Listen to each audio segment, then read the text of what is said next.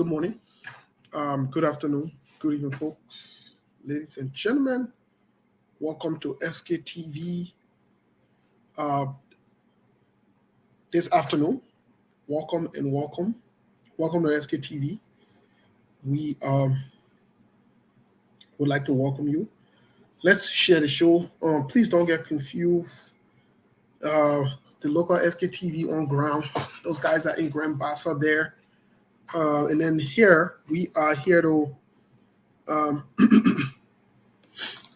further analyze, discuss, and talk about what happened today in Grand Bassa County. Let's share the show, folks. Let's share the show, please. As you come on, let's share the show. Please and please. Please and please, let's share the show. I'm begging you. Please and please, share the show. Share the show, folks.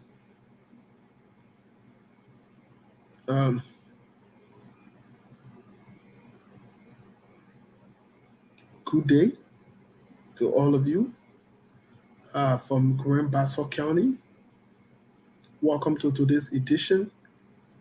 Welcome to the show. Welcome to the show, please. Welcome and welcome. Let's share the show. Let's share the show. Please.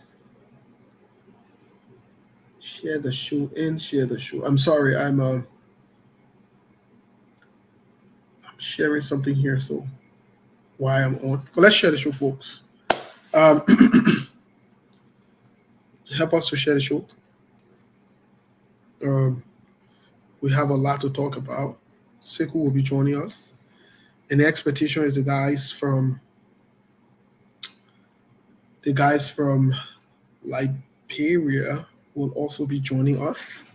That is the expectation. So today we're busy multitasking. We're busy. I don't know what else. What else to say? We're multitasking and we're getting a lot of things done.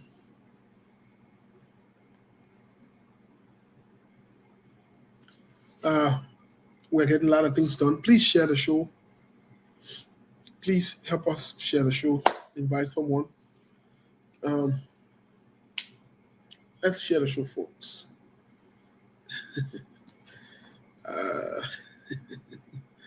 I still don't feel too good, but we have to show face and come on.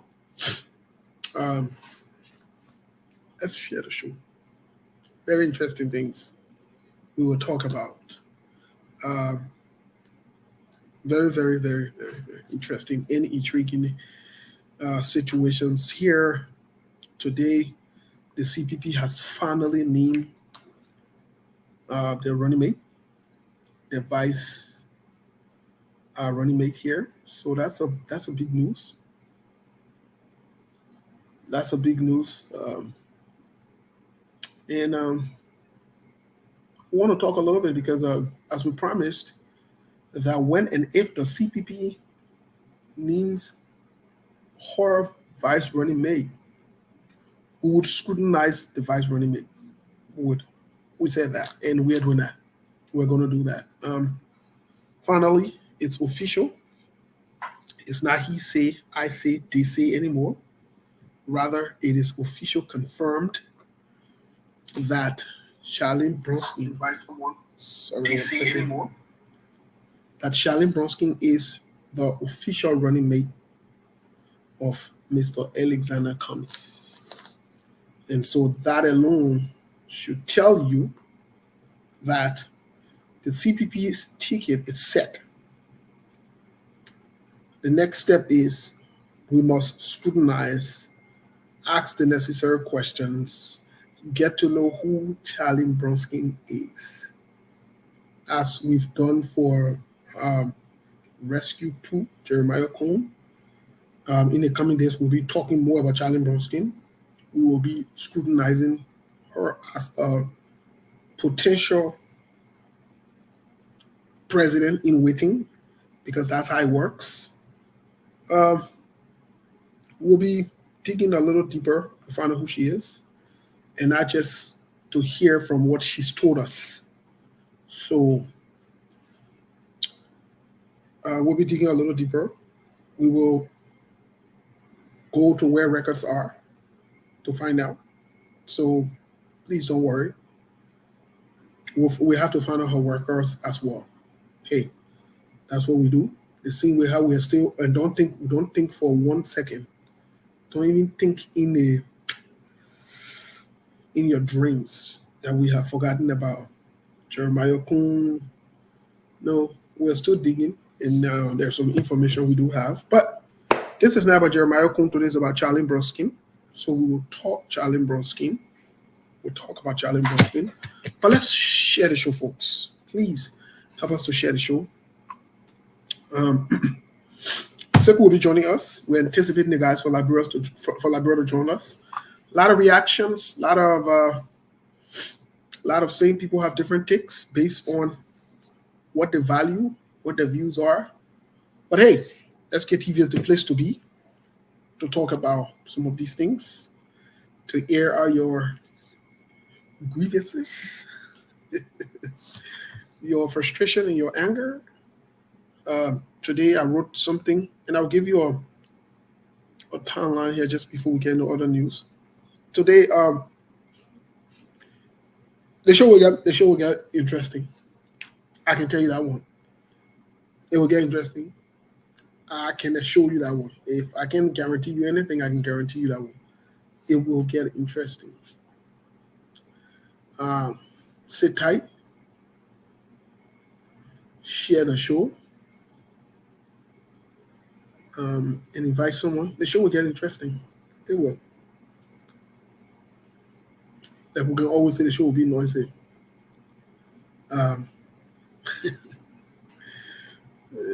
This is good. Very good stuff. Very good stuff. The tickets are forming. It's no longer DC now for the CPP. It's factual now. It's realistic. And the CPP has a running mate, and that's good. That's very good to know. That the CPP has a running mate, and this running mate will be scrutinized. Whether you are from CPP, ANC, Liberty Party, just so you're aware, we will scrutinize your candidate or your candidates that you've provided. You want to get there with us? Please do be our guest. Be our guest. But hey, there are a lot of things going on around the world. Just before I go into other news, there are a lot of things going on around the world. A lot of things are happening. We are even told that for some places, especially in the US, it's good news for the month of May, as we end the month of May, that there seems to be a sign or semblance that COVID is over with. It doesn't mean COVID is not around. That's not what I'm told. But we are told that COVID is over with. And many of you, as you can see, you are not required to wear the mask and other things at your jobs. So, hey, that's good news, right? For the US, we've also read and heard from different ministries in Liberian communication, even from Ghana. They're now no longer requesting the COVID testings for people to go to the country. So that's a very good news around the world. Very, very good news. Very, very good news. Very, very good news. Let's share the show, please, folks. Like I said, we have a lot to talk about, a lot to discuss than you thought. There's a lot to cover, a lot. I want you to know. We'll talk about Charlene Brumskin today. More likely to talk about her tomorrow, what she brings to the table. What happened in Grand Bassa today? As part of the other news, Senator Yomli Kangalorn seems to be trying. I'm not sure what the deal is, but She seemed to be trying to make some kind of impression to distract or whatever you want to term it as. But hey, to each his own, that we say in America. But I found it to be very strange and very odd and very, confusing. But hey, to each his own. Uh, let's share the show, folks. Like I said, there are a lot of things to talk about. As you all know, I like to talk stories as we talk about this politics. Let's share the show. Today is May 27th. Time check here in Arizona is 11:32 a.m. And today happens to be the last Saturday in May. There will be no May 27th of 2023 as long as we live as human beings. No more. But as you are aware, as always, the Liberian people are the most important people on earth. Let's share the show. I am, like I said, I'm fighting it. I'm getting better, but I still got to take care of myself. There were a lot of feelings of distraction from some people on the other side, and those feelings are expressed through different means and different ways by them. That's okay. We'll talk about them as part of the distractive tactics. But just before that, I always like to run down my timeline because as we're in a month, what I normally do is I try to give us hint about some of the things that would happen. I try my best. Sometimes some people follow, some people don't follow. But let's review the month of May and we'll get to other news really quick because we're ending this month. We're ending this month. So let's review it.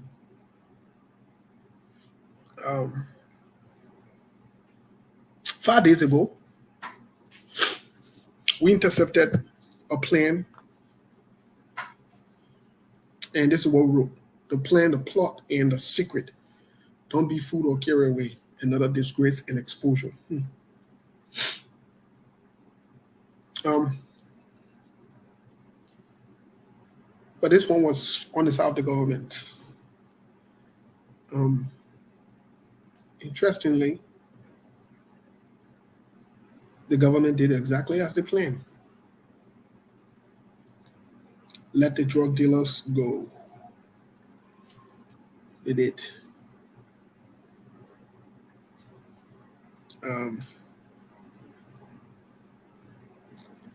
We also intercepted another plane from the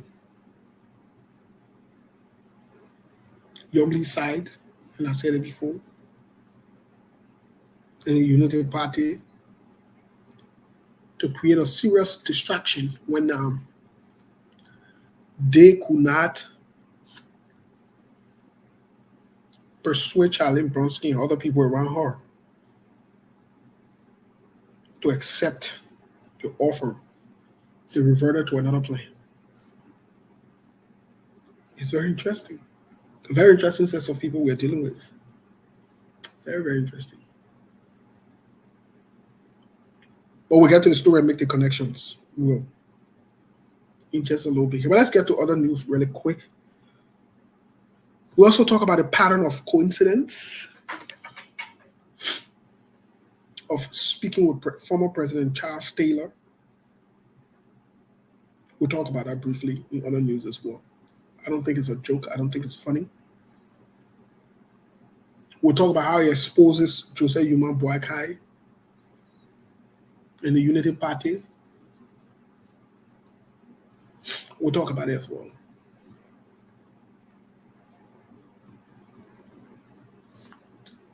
But welcome to the show.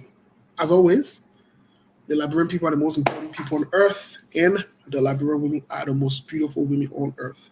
Folks, let's share the show. Let's pivot quickly into other news. Well, in other news, as always, Prince Johnson has decided,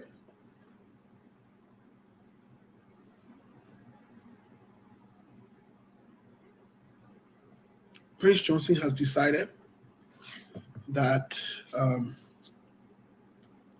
he would preempt the next plan of the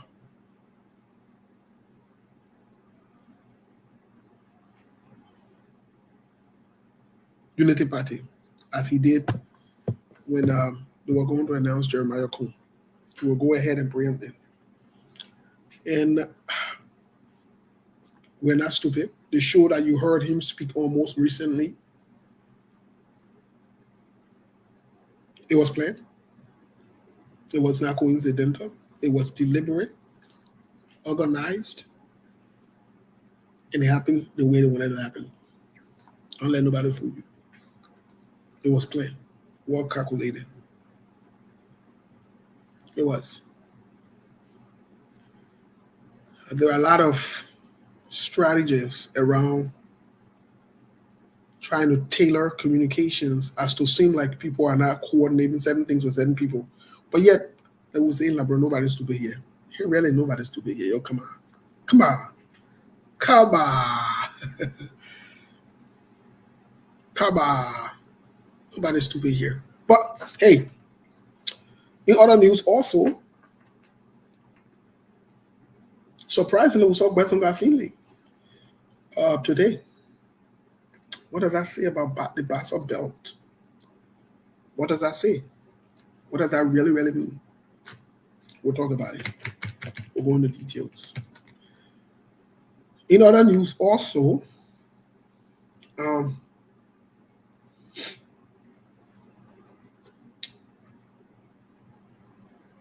we're getting unconfirmed information that the Unity Party would like to do the replica, or they wanted to do the replica of what happened today in Bassa, to steal the strategy and carry Jeremiah Kuhn to introduce to the people of Bassa. But there has been some holdback. There has been some holdback because of the unwillingness for the people of Bassa to, Bassa, Nima Kante, to respond the way they expect or want. We're keeping a close eye on it as they're planning behind closed door for that program. In other news also, Mandela Cooper, a friend of mine, she's a friend, endorsed Vice President Joseph Yuma Boakai in the CPP. And this is all in the effort and part of the plans that they created and crafted to distract, divert, take away, overshadow, or dampen their planned CPP VP pick nomination program for today. Mind you, it was done right on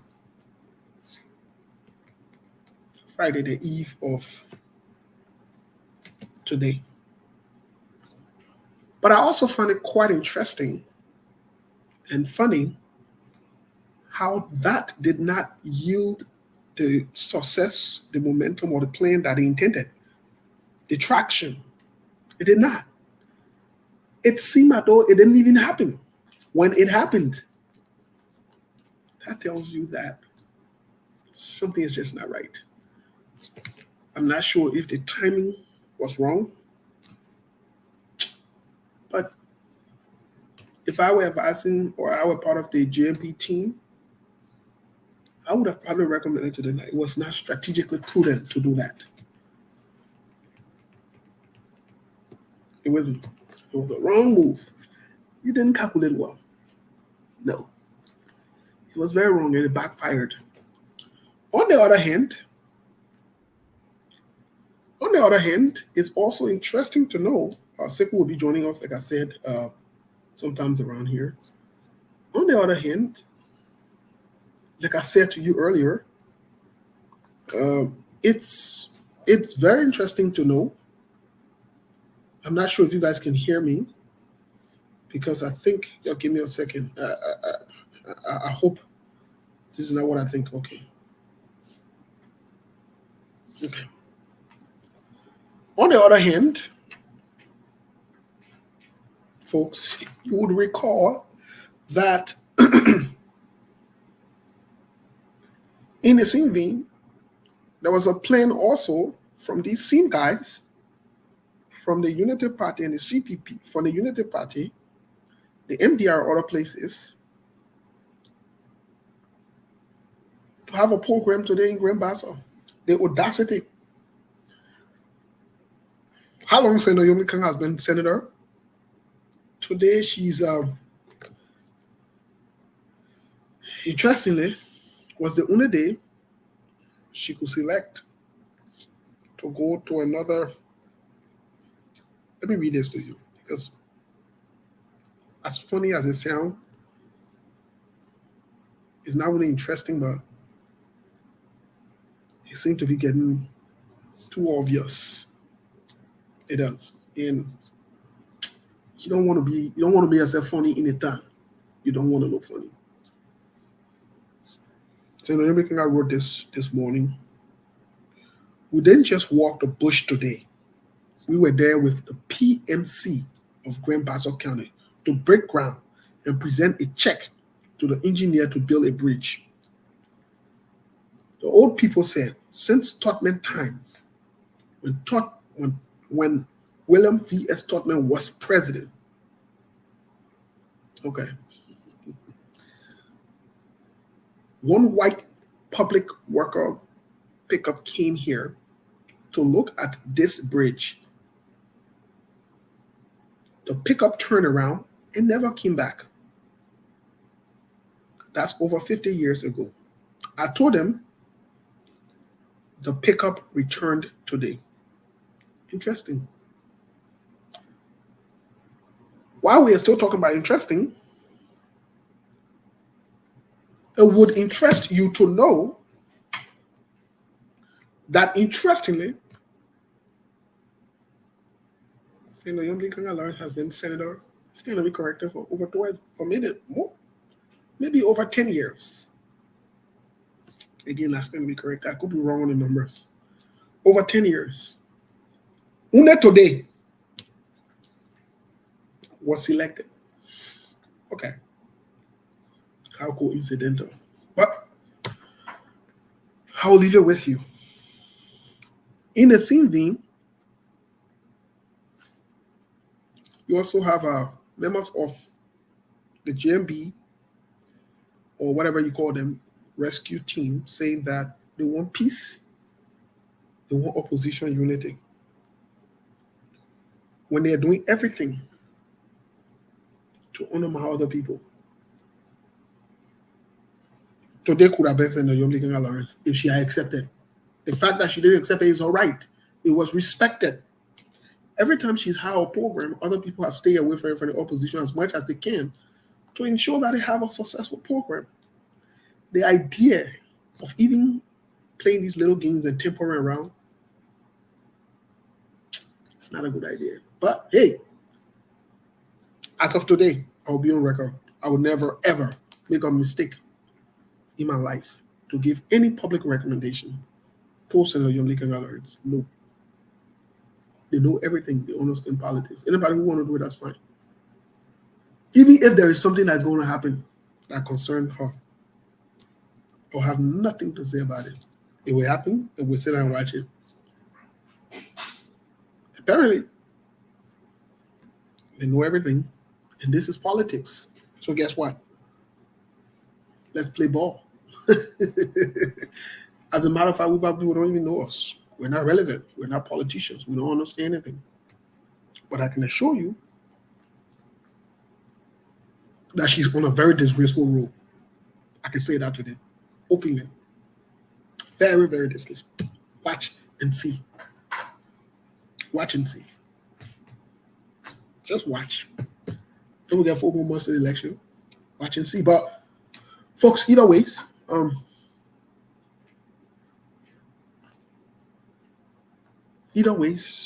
today, Internationally, President Donald Trump faces some serious legal issues. Here's one of the main contenders from Florida, the governor, Ron DeSantis, has officially announced that he's running. He's in the race. This is very interesting. We are keeping a close eye on it because Ron DeSantis is holding no punches. He's coming out swinging. Speaking of holding no punches, as we'll talk more about Charlene Brumskin today, who she is, one of the characteristics and qualities I've noticed in Charlene Brumskin is she seems to hold no punches, which I think it's a very, very good quality, given the political space we're in. You can't play too safe because you will be deceived. Nope, you can't play too safe. Oh, you're not in religion. And you're also not in a beauty context or diplomatic context. You are in politics. And Charlene possesses that quality. She seemed to hold no punches. And she would say as it is. That's a very good quality. And I think as time goes by, over the next 90 days or 120 days before the election, whatever or not, I think it will even get better. I look forward to that. But let's share the show, folks. Let's get to our musical break. It will be very quick today as we share the show. Once we get back, we'll get straight into the conversation here. A lot of things to talk about. Just before we go to the musical break, this is very interesting. Very, very interesting. We have been seeing folks from who support the Jose Yuma Boakai campaign. They have been bouncing around with different narratives. It shows that they are confused. They are confusedly confused.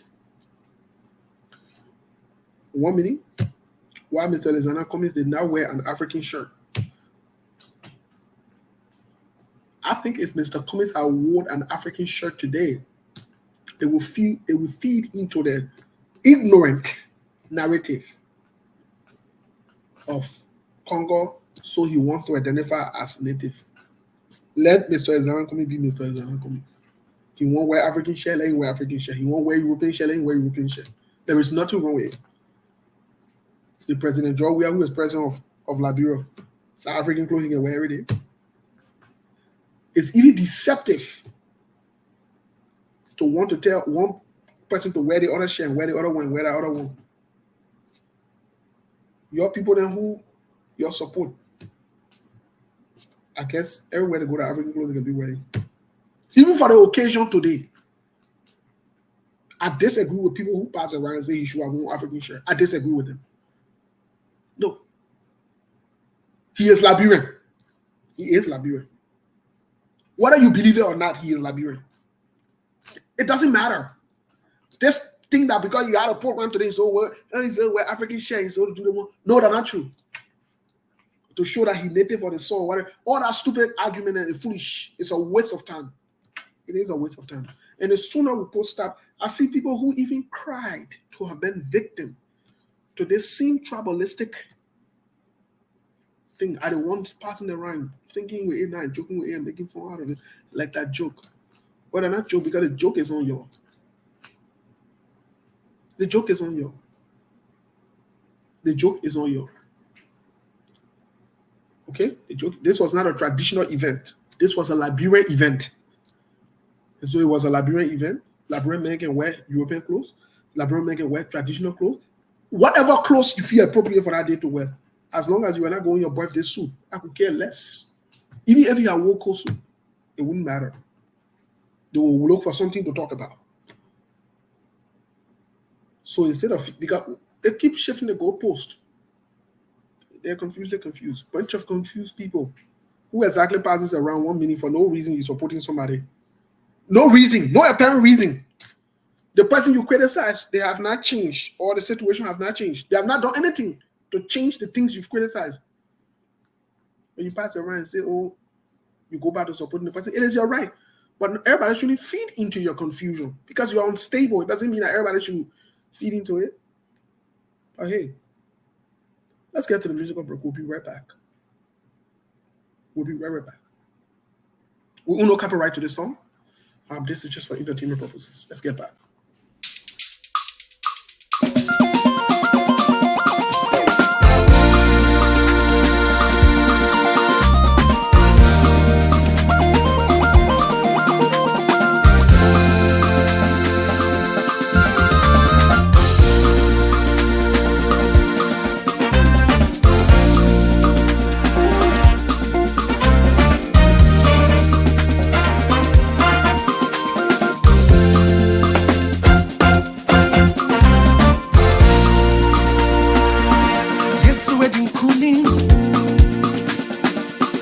Over Satan power, as I ain't good more. I'm an overcomer. Yes, we're doing good more. Over Satan power, as I ain't good more. See, I'm an overcomer. I say yes, we're doing good. Yes, we're doing good. Over Satan power, desire in Kuni. I'm an overcomer. I say yes, we're doing Kuni. Yes, we're doing Kuni. Over Satan power, desire in Kuni. I'm an overcomer. I'm a dinner, one into Hosanna. Hosanna. I'm for Hinarbo. Hosanna. Jesus Nurbano. Hosanna. I'm for Hinarbo. Hosanna. One into Hosanna. Hosanna. Jesus Nurbano. Hosanna. I mean, I won't burn a set. Hosanna. Jesus Nurbano. Hosanna.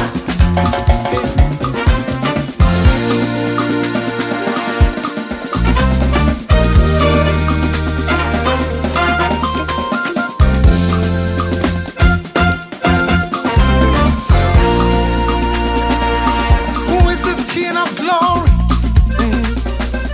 He's the Lord strong and mighty. Yes, we're doing Kunimo. See, I'm an overcomer. Listen, no weapon fashioned against me shall prosper. For the greater one lives in me, yes, it does. Yes, yes, we're doing Kunimo. See, I'm an overcomer. I say, yes, we're doing Kunim. Yes, we're doing Kuni. I'll say, Over Satan power, desire in Kuni. see, I'm an overcomer. I'm an overcomer. I say, yes, we're doing Kunim. Yes, we're doing Kuni. Oh, yeah. Over Satan power, desire in Kuni. I'm an overcomer.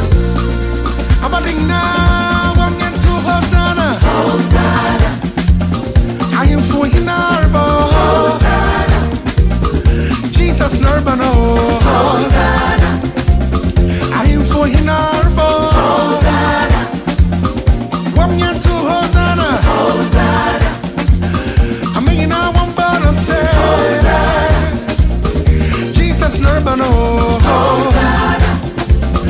I am for Hinarbo. Kojo, come on.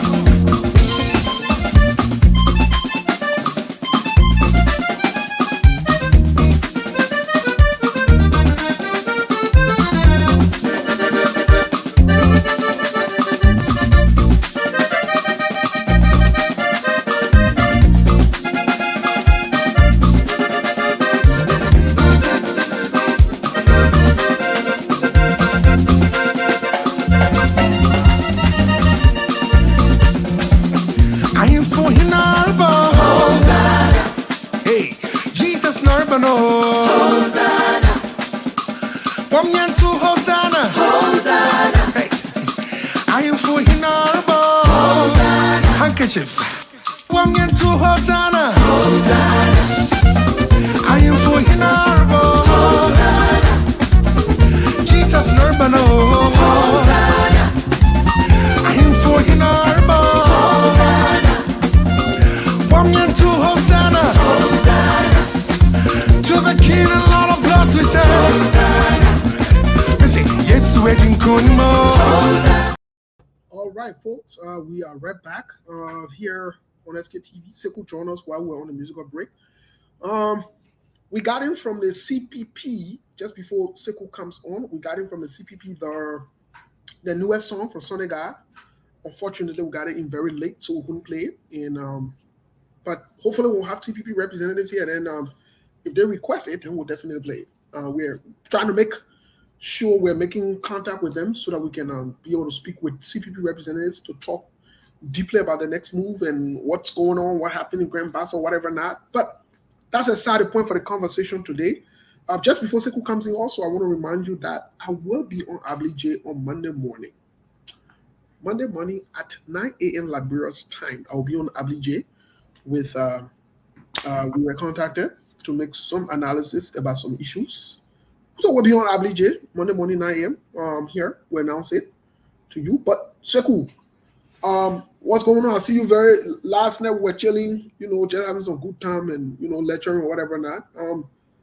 Looking forward to the CPP and what's going on. Today, I see you, you seem more like you're just smirking, smiling, chilling. Even in the back, you seem just calm today. That's not your normal, where to go? Yeah, normally you're not just chilling. What's going on? Well, first of all, I want to start by telling our people good morning, good afternoon. Telco, you will pay fine. I texted you to check on you. You never responded. That how fine, a big fine you can pay. I'm talking to my sister Telco because I've been a while never seen her, and I checked on her, but she never responded. So she got a big fine to pay. But yes, again, I want to say welcome everybody. I'm not sure if we're going to have time to call everybody by name today. But honestly speaking, I want to say welcome everybody. And I was just checking with the folks in Liberia. I'm yet to hear from them. So we might have the radio on here later on. I'm not sure. Probably in the next few minutes. But again, I want to say welcome everybody. If you're watching us anywhere, from anywhere, whether it's in the morning, in the evening, I want to say welcome to SKTV. Today, Steve, when you see me sitting here quiet, relaxed, and I think a lot going through my head. And what I witnessed today, this could change the dynamics of our politics. Well, I want to start off by telling our folks that made it to the rain started falling just now towards the end of the program. So the folks, they are even struggling right now to get back because most of them went on a motorbike. Besides, I want to tell the team thank you for being able to carry the program live. I did not sleep because I was trying to make sure things worked out. It got to some point that I wanted certain people to be in a certain place at a certain time. They were not there at that time. I got frustrated so much. I got so mad. But, as God, had it, everything worked out. And our people were able to watch the show. Watch the program through SKTV and other platforms. At least we were represented. I want to say a big thank you to our team members, especially James and other guys that made it to Buchanan. There might be some little, there might have been some little mistakes here and there in terms of moving the camera around because One of the guy was telling me, say, oh, gee, the crowd was too much. I couldn't even turn around too much because the way they were standing as journalists, the crowd was too much that they could not turn around, keep moving the camera around. They were so jammed up. Yeah, so they tried their best. I even went as far as writing on the page because I couldn't even get hold of anybody. I wrote on the page telling them, can you move the camera around? Because for the optics, and most of the people who were watching, some of them were interested in knowing the amount of people that were there. But for all indications, Steve, crowd was not and is not a problem right now when it comes to the CPP. I think they are doing very good. But again, some people went there to watch the crowd. Some people wanted to listen to what Mr. Cummings is going to say. Some people went there to listen to what Charlene Brumskin is going to say. Now that it's official that Charlene is going to be the vice presidential pick, or she is the vice president pick for Mr. Alex Cummings, I would say game on.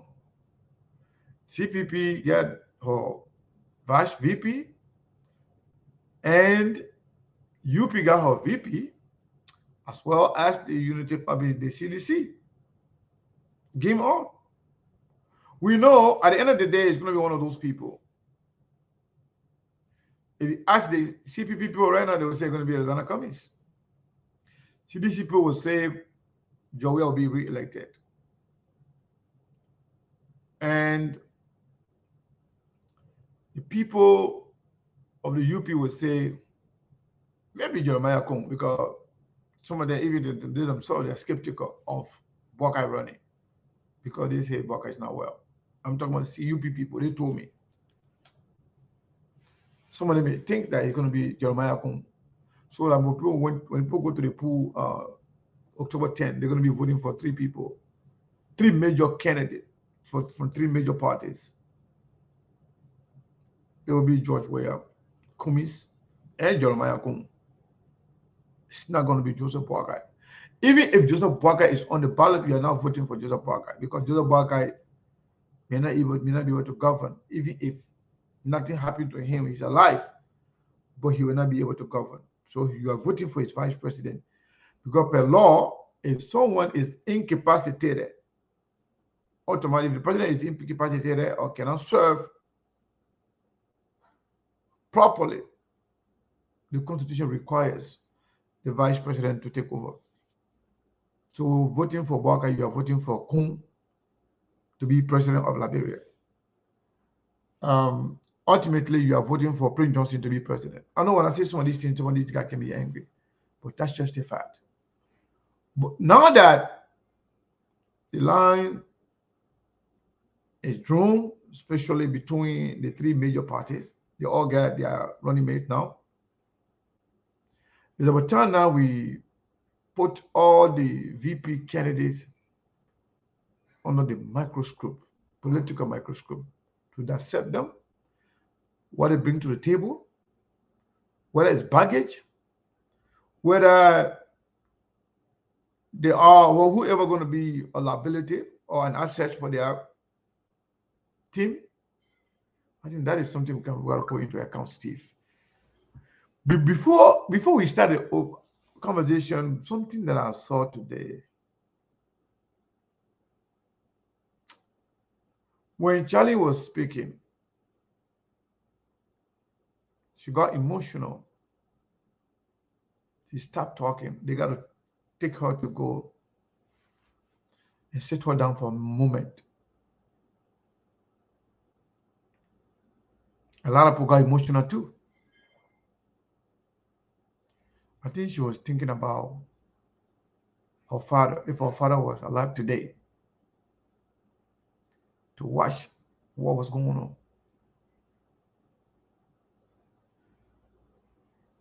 Yeah, I think that was very, very, very emotional. That was very, very moving to me and to a lot of people. However, this is just the beginning. Whatever she's going to do, whatever she's going to see moving forward, whatever she's going to encounter politically, she got a lot of crying to do. Because there will be people that want to bully her. There are people that will be there to bully her, talk trash to her. But she said a few things that make me to believe that she is ready for the ball, the ball game. She said the sense of urgency of now waits for no one.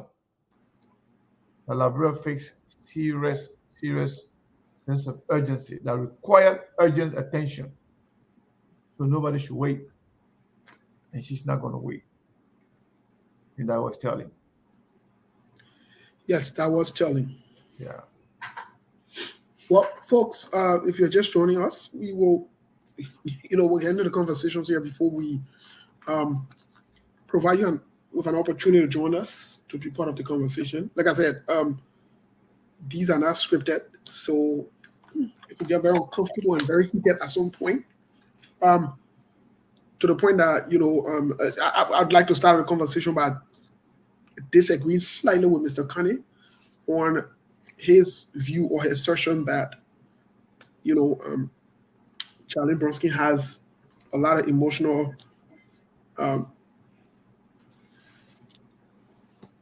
things or situation, and I'm just paraphrasing, to face. I think, this was humanistic on her part. That's being a human being. Yeah. And I don't care who you are. I don't care how tough you are. These are times that you show these kind of emotions and you can't just hold back, regardless of the people around, regardless of who's around, whatever it is. And there are some points, let's take for example, some people would go to a graduation, and maybe the people who invested in them so much, that parent or those parents, are no longer around. That moment, regardless of how tough you think you are, who you are, the setting does not matter.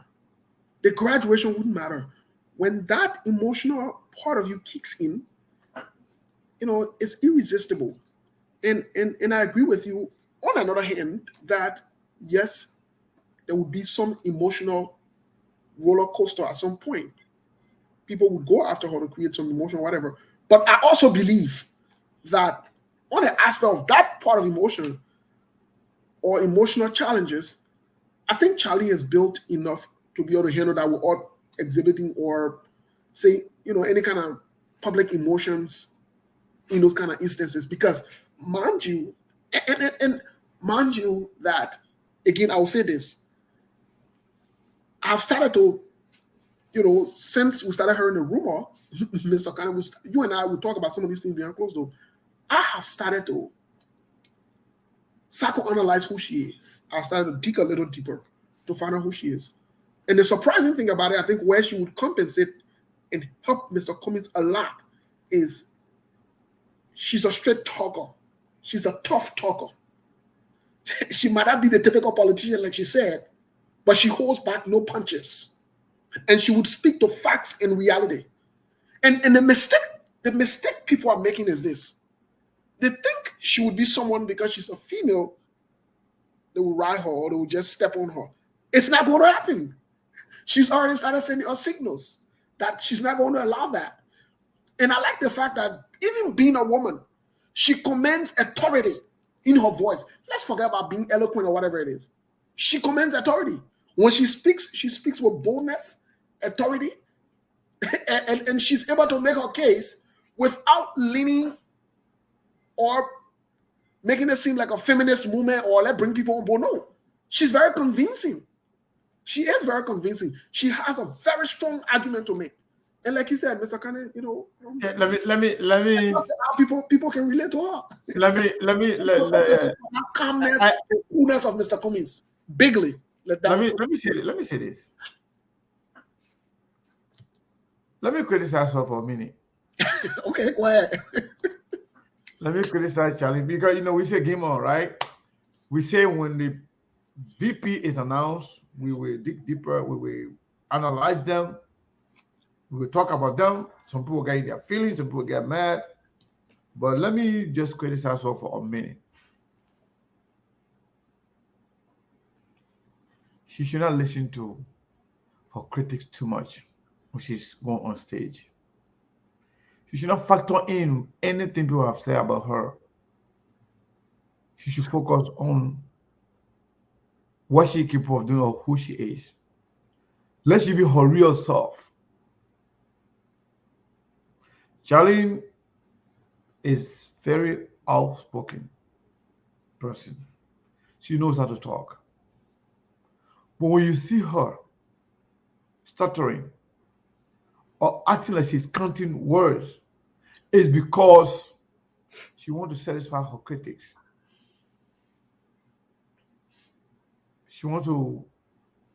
She satisfy certain people who kind of classify her as an elitist. Want to speak differently.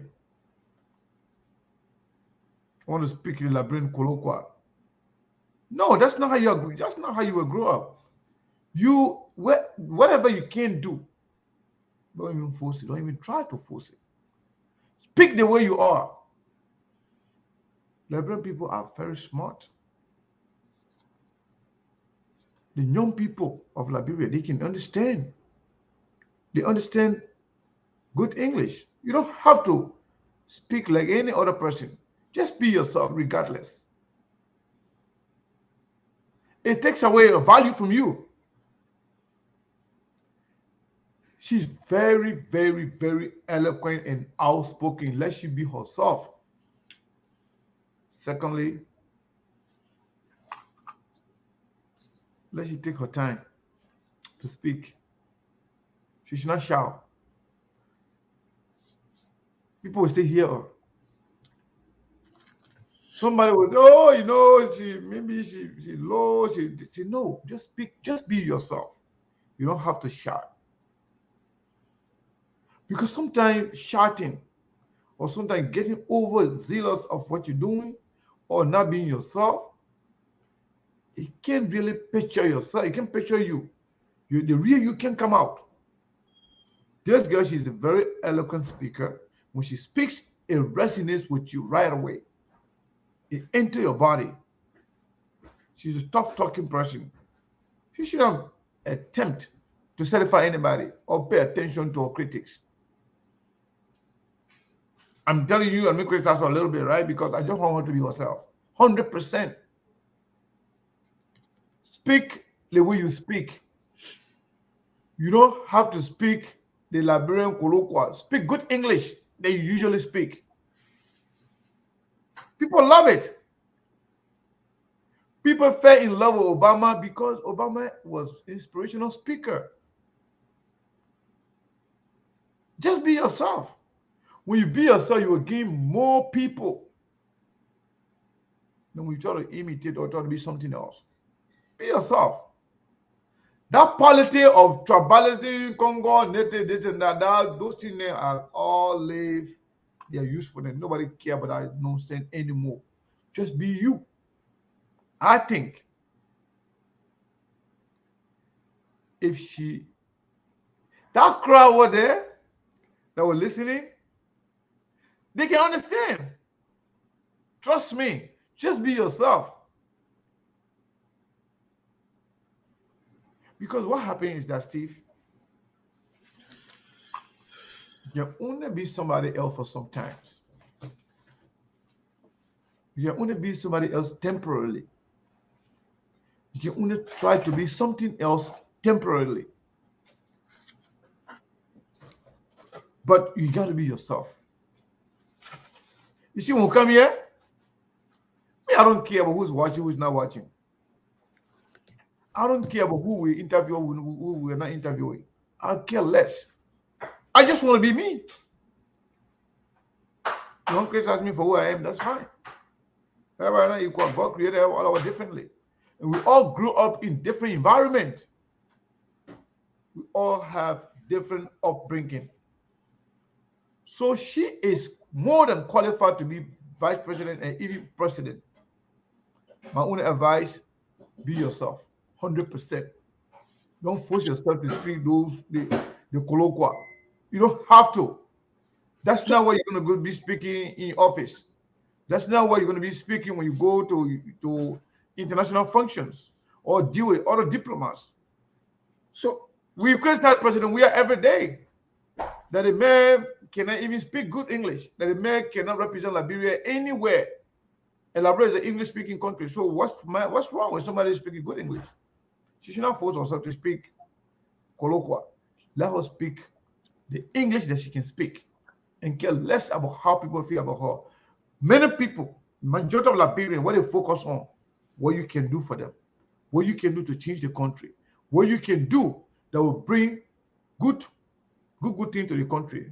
The way you talk, nobody cares about that. That's my own observation. So other than that, she brings a lot of good things to the table.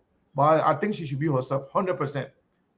Just before we get into what she brings to the table, the minuses, the pluses or minuses or areas, but so this takes me back to, you know, when I first started on SKTV.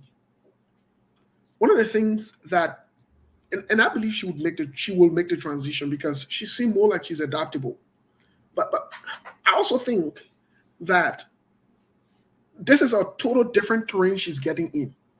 This is new to her, and this is not to say I'm backing for her or they will say Labro, but I think adjustments will be made. I mean, very, very soon. And the reason I'm saying that is remember when I first came on SKTV, and I would try to act a certain way, imitate you, or say things a certain way or go a certain way. And I remember vividly. One day after the show, you called me, you said you need to come. I went to the house in Usara and you said, listen, I want for you to be you. Yeah. If your way of saying somebody that wrote, if that your way of saying, they say, don't say let me. Because when you say let me, then you will not be authentic. And people might not see you as me. You will see. And I sat on that day, I said, So from that day, I got myself together and you know. As a matter of fact, I remember, I even told you the only adjustment I want you to do in your presentation, don't talk too fast. Just slow down. Yeah. But just be 100% you and care less about how people think about you. Yeah. Other people come to love you for who you are. Anybody who like you for who you are, still they really like you. But anybody who like you for being somebody else, they don't like you. And most recently, the only advice I've gotten from you, behind closed door, is I'm not called Joe Boy, but I can't stop because that's how I know my boy to be. But that's aside the point. The way I'm saying, the reason I'm saying these things is because the truth of the matter is there will be some adjustments and alignments made. And I agree with you that she must be consistent in her messaging and, you know, stick with who she is, her communication style, as opposed to trying to because this will create confusion and conflict in her message. People want to be able to buy into her message. They want to be able to see her for who she is. And that's a fair point. But Mr. Cannon, what was interesting to me when I listened to Charlyne, I don't want to focus on Mr. Cummings or whatever. We know who Mr. Cummings is. He's been here more than once. What was interesting to me today was the fact that Charlyne was able to make her lineage connections clear to the world, and she is proud of it. The reason I'm saying that is because that is critically important for even the successes that you have in life. For who you are, your true identity comes from where you come from, your lineage, your connections, and your orientations. Those things are fundamentally important, whether you are a Christian or not. I said this to say that we who are Christian, Mr. Kane, when certain people even want to be blessed in the Bible, the way they refer to them, they refer to them as from the house of Jacob, from the house of David. You know, so when she started to talk about, you know, she's from the other clan or they're from the other tribe, where the other group are, where the other people are, I started to make the connections. That was beautiful. That was beautiful. That's critically important. Yeah, that was beautiful. These are important things to set the foundation. And then when she said to all of us that, you know, I am Liberian or I'm Liberian, I believe that moment, in my view, you know, was very connecting and relating. Because people see you and I, Mr. Kanye, because we've had the opportunity to travel or be exposed to some extent. People who are in Liberia might look at or try to classify us differently. That's disingenuous. That's unfair. We have a root. We have places that we come from. We still, look, it's not by coincidence that we came to America. God can bless people in different ways. But the truth of the matter is, you can't define us, you can't alienate us, ostracize us, put blame on us, because God blessed somebody and they came to America, or they went to other parts of the world, they built up themselves and decided to go back. So I mean, that was powerful. That's another good point. So, yeah, just criticize her, right? Yeah. And I believe let me tell you something, and the audience here.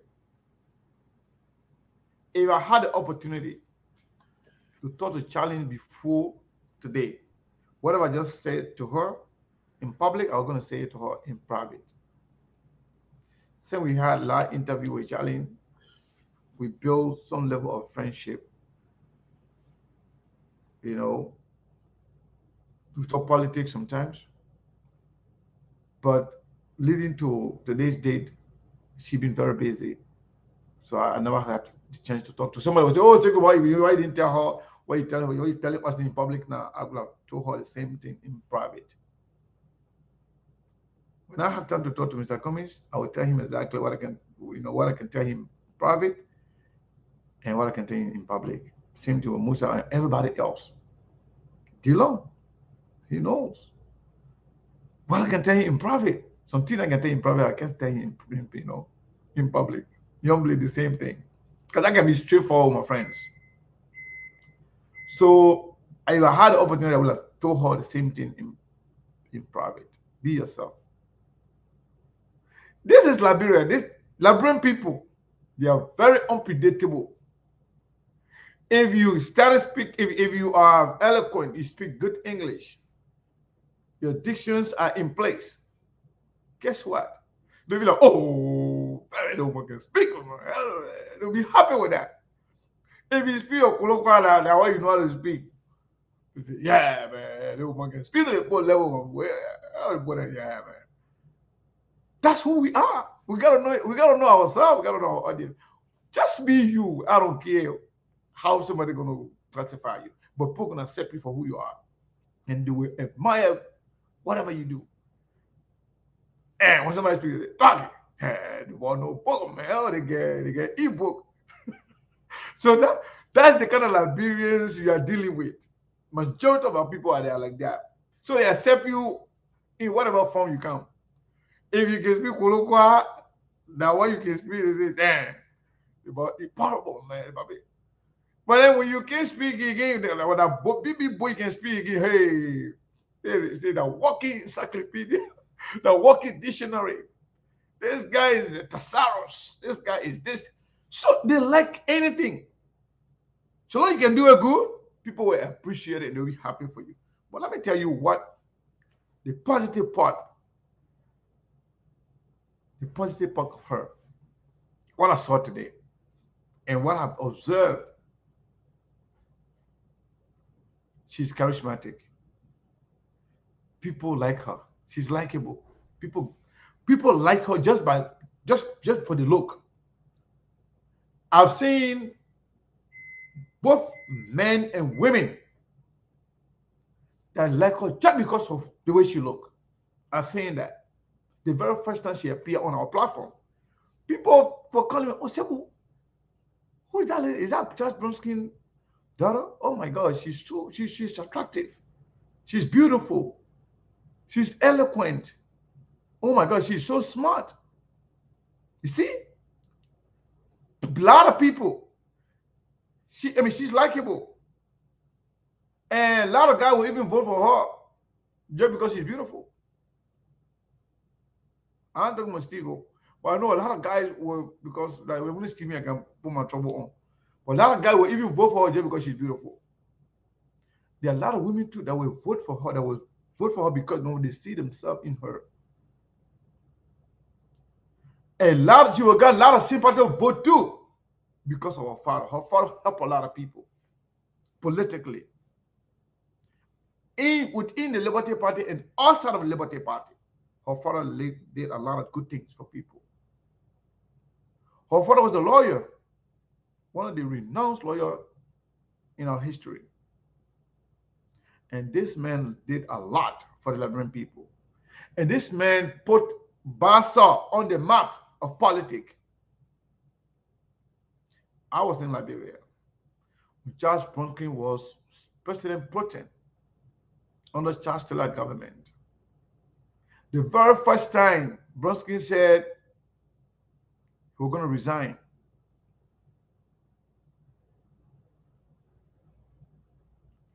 and be an opposition to Charles Taylor, people thought it was a suicide. It was not comfortable politically.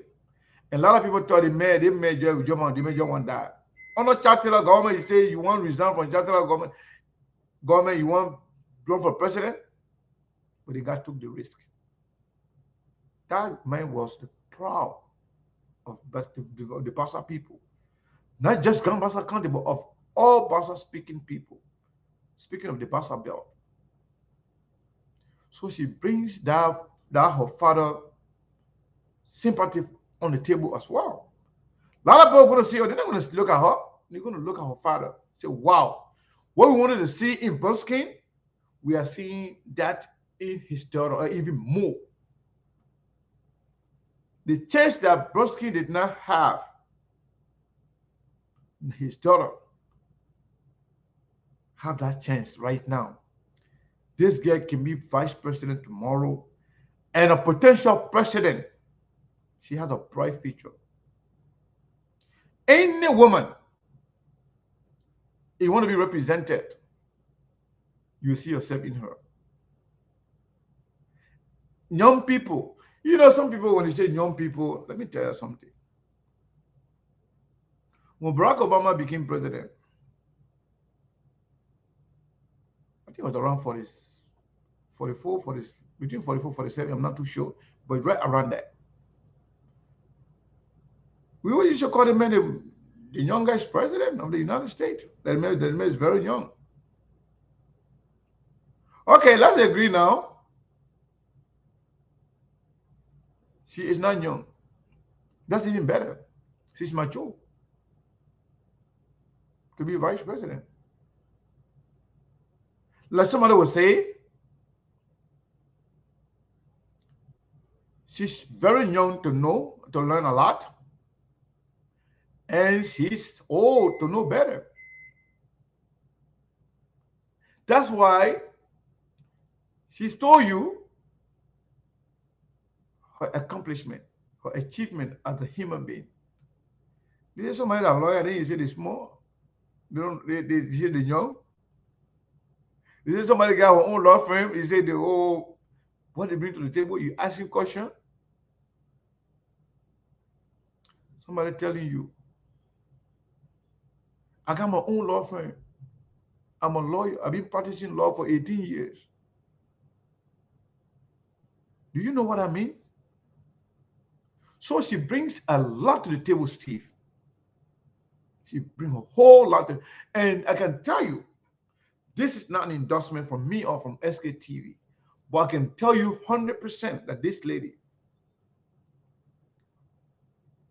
compliment Alexander Cummings a whole lot than any other person you could have imagined. Compliment, you know what I mean? Wheresoever Mr. Cummings lacking, she will fill in those areas. Especially, Mr. Cummings is relaxed. Mr. Cummings is a kind of relaxed person, take it easy person. And this girl will be fired up everywhere. And excitement among the young people. Young people, that's one of the major factors that a lot of people who consider her to be a good running mate for Cummings, young people. That's one thing people factor in. Let me tell you this. Everything we're saying right now on SKTV.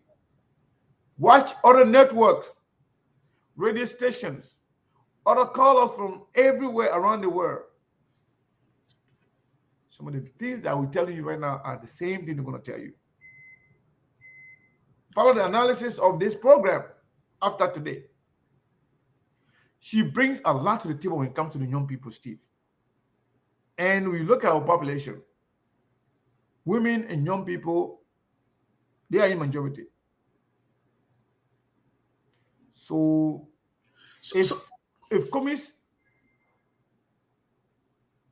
was waiting, or the CP was waiting for something to energize them, I think they have it.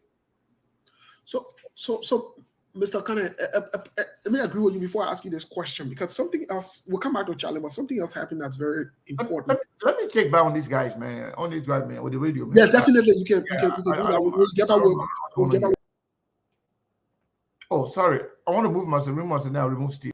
So, folks, a lot of things happened today, and I will have to agree with Sekou that, Charlene Brumskin has the appealing gravitational factor. In 2008, most of the young voters, whether it be African Americans, Caucasians, Asians, and other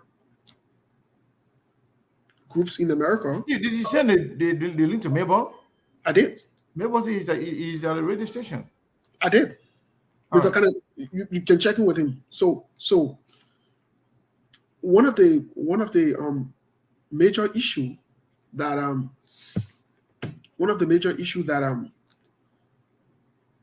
made them to gravitate towards voting for Barack Obama is the fact that Obama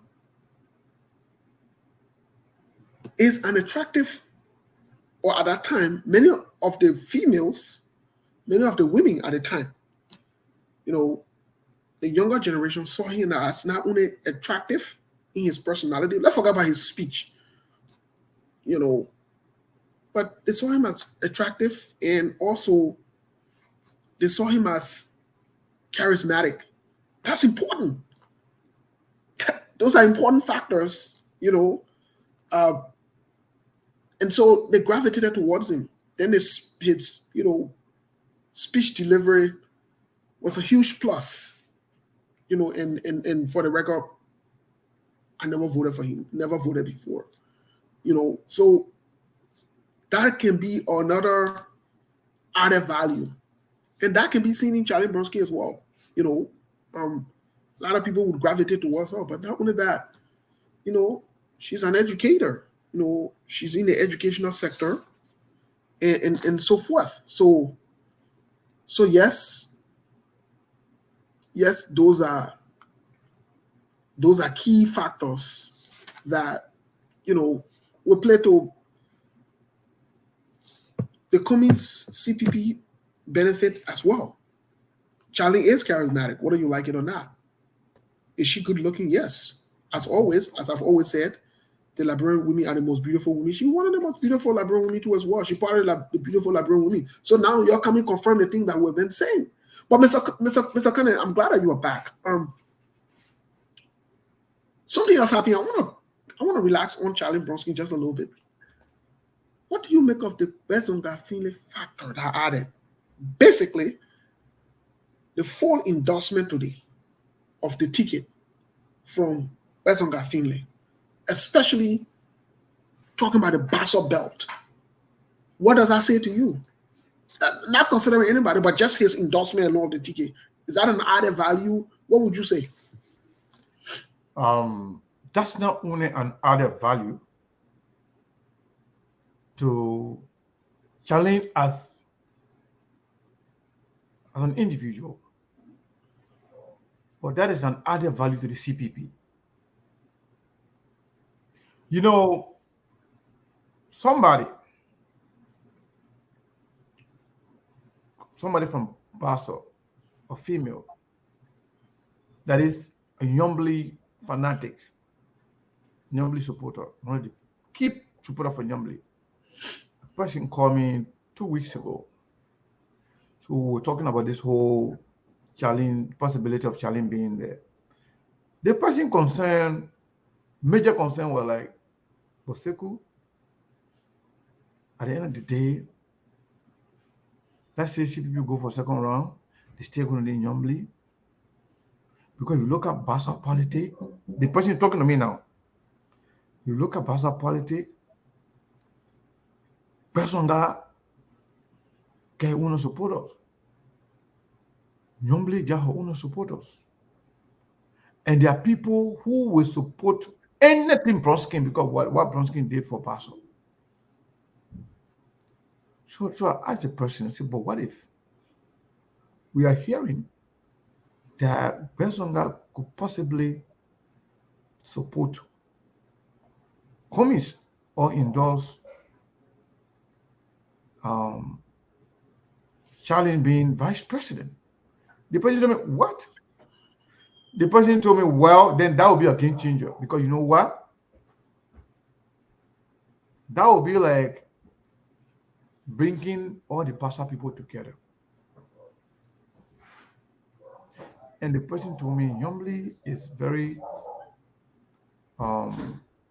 important in Bassa. But if you put all the two people together and their supporters come together, follow them. And the person confirmed to me, said they can get up to 80% of the Bassa belt. That's what the person told me. Because they look at the influence of Bezonga, and the person even went further to tell me, he said, you know, in fact, Bezonga knows and he understands the Bassa politics very well. And he connects very well with the older folks, the traditional people. And he has done a lot for most of them too.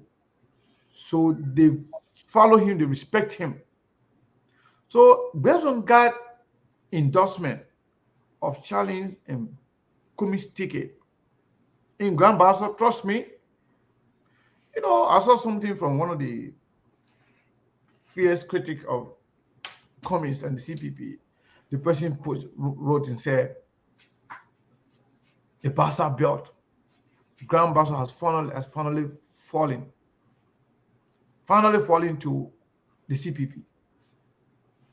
A critic of the CPP, fierce critic of Cummings, saying that the Grand Bassa county has finally fallen, or the Bassa bill has finally fallen to the CPP. People got the message, Steve. People got the message. So yes, the endorsement of Bezonga and the other folks blessing this ticket from the Bassa belt, it could be a game changer. Yeah, not only in the Bassa belt, but in the whole country. and also The people are following. And also my observation, part of my observation was also, I know people talk about tradition and so forth, and this is in no way, shape, or form making any comparison, but hey, the facts are the facts. When Senator Yombly Kanga Lawrence decided that she would endorse the candidacy of both Jose Yuma Bwaga and Jeremiah Kuhn in Grand Bassa County, I did not see the protocol that I saw today, such as, you know, normally I would see, you know, county leaders or traditional leaders, or however you want to term them, as come outside and welcome the group offering them whatever cola or welcome or whatever it is. As part of, I didn't see that with I still to be corrected. Somebody can correct me. I didn't see that when normally with you know, endorsing or whatever it is. And I don't know if traditional leaders had the opportunity to speak during the endorsement of Jose Yuma Bwaga. But hey, at the end of the day, at the end of the day, I think today marked something different in the politics of of Basolians around the country. Mind you, Basolians are not only just in Grand Bassa, the second largest tribe, they're all over the country. As evidenced by that, they voted very hugely or bigly in Monserrato. They did for Senator Darius DeLong twice. That was part of the driven factors that made Senator Darius DeLong to have won the election, apart from all of the euphoria and so forth. I'm seeing similar energy and so forth. But Mr. Kana, here's my question to you. Here is my question to you. Having a momentum is good, but sustaining and transferring that momentum, do you think the CPP is ready to, I don't know, to carry this out? Well, I can't speak for CPP. I can't speak for the CPP, but I know they know what they are doing. And I also believe that when they see momentum, they know it. CPP is in a position they've never been before. CPP was in this position back when CPP was in her original form. People thought CPP was going to be, the alternative. But since the GNB and the Costa and decided to destroy their original CPP, and CPP, Mr. Cummings went through a lot of, back and forth, the code thing. People thought CPP were dead. But the situation, the position the CPP is in right now, they never been in this position ever since. Okay. So, like the CPP of 2020 is where they are right now, wherein the whole country is focused on them, and the country sees them as the alternative. Let me tell you something. Let me tell you why, Steve. If you look at the debate in Liberia right now, the UP and the CDC are busy accusing each other of having a competition as to who is more corrupt than the other. So hold on, Mr. Kane, hold on, before you go anywhere, please. I want to ask you the question in that statement you made, because so they're admitting that both parties are corrupt. Yes. But the only argument is who is more corrupt than their friend? Who is more corrupt? Okay. That is the debate. So the country understands that, and the country follow everything that they are saying. CDC is not arguing that they are not corrupt, but they say Ellen was corrupt more than them.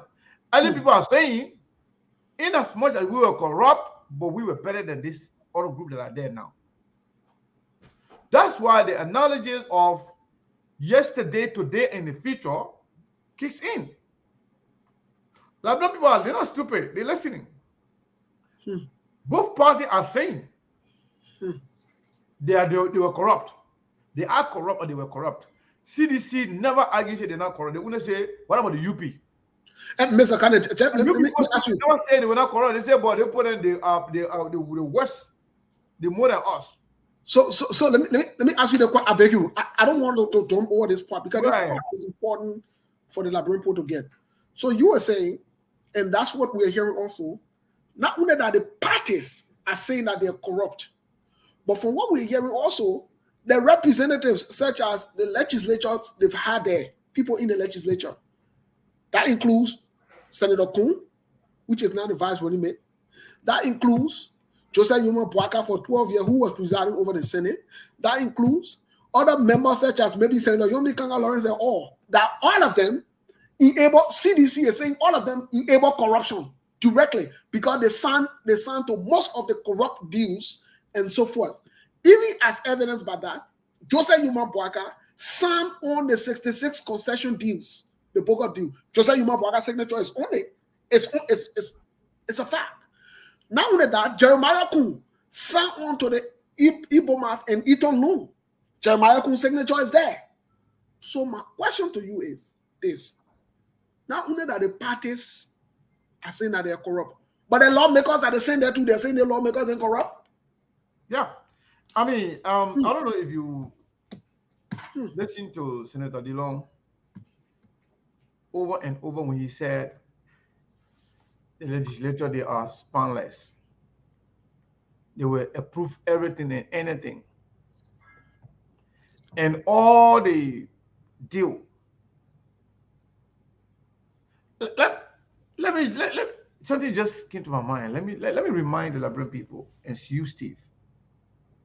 You remember the Bulgarian company deal that went on? Yes. Do you remember that those guys, they took $3.5 million from the Bulgarian company? Yes. Do you remember some of the names that we call here? Yes. And I remember the same Sherry Blair. As a matter of fact, you remember the case that Tony Blair, the former prime minister's wife, Sherry Blair, was a lawyer for that Bulgarian company the company that said they were robbed by Georgia government. Yes. Guess who all were part of that deal? Can you rename them? Jeremiah Kun was part of that deal. Yes. Okay. Wait. See, the thing about it is, because we're on record. Jeremiah Kun was part of that deal. Let me tell you what happened. Let's just remind, like we say, we're going to post people go on the microscope.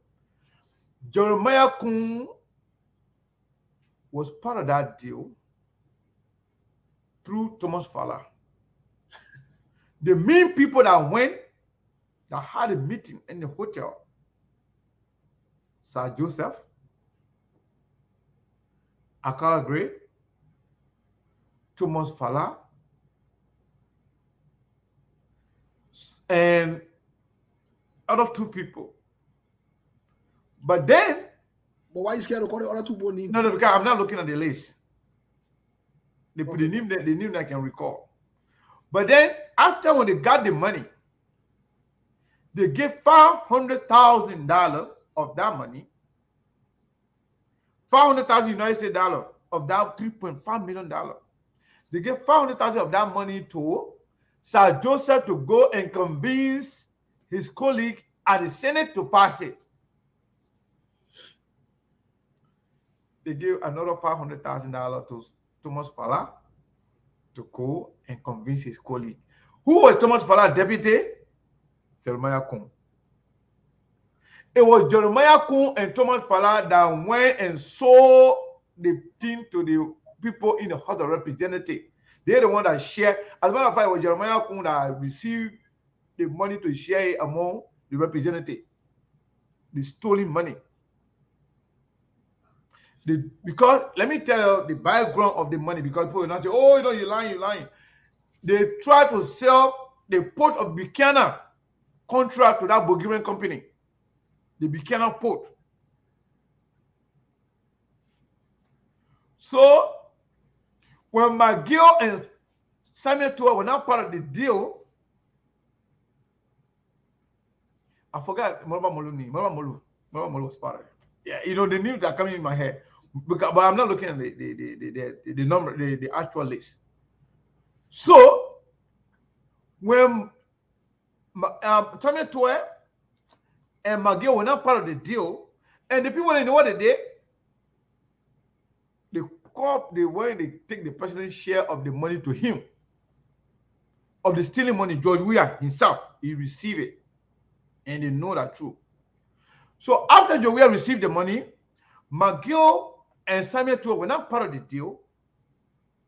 McGill and Samuel Toa said, it's not going to go through. It's not going to work. In fact, McGill then went and told the president, Mr. President, that deal what he put in do, it's not going to work, because you know what? American people just inform us that if that put was available it should have been put on the market. Let different people to get apply for it. different bidders. Go through the actual process, The PCC process. the PCC process, Yeah. so that other people can have the opportunity to compete. So Labra will win. But with this, the way you guys did it right now, what you guys are doing it, they're the one will benefit, but Labra will not benefit. Guess what happened? Now the president told President McGill, no problem, and tell me twice. So what happened now? Thomas Tufala, what the other guy name? Akala Gray and Molba Molu, they felt betrayed by the president. So guess what McGill did? McGill cut all of them off. Every time they attempted to go to see the president, because the president already stayed on him, because he didn't want signing out, the deal didn't work. Now the people got angry.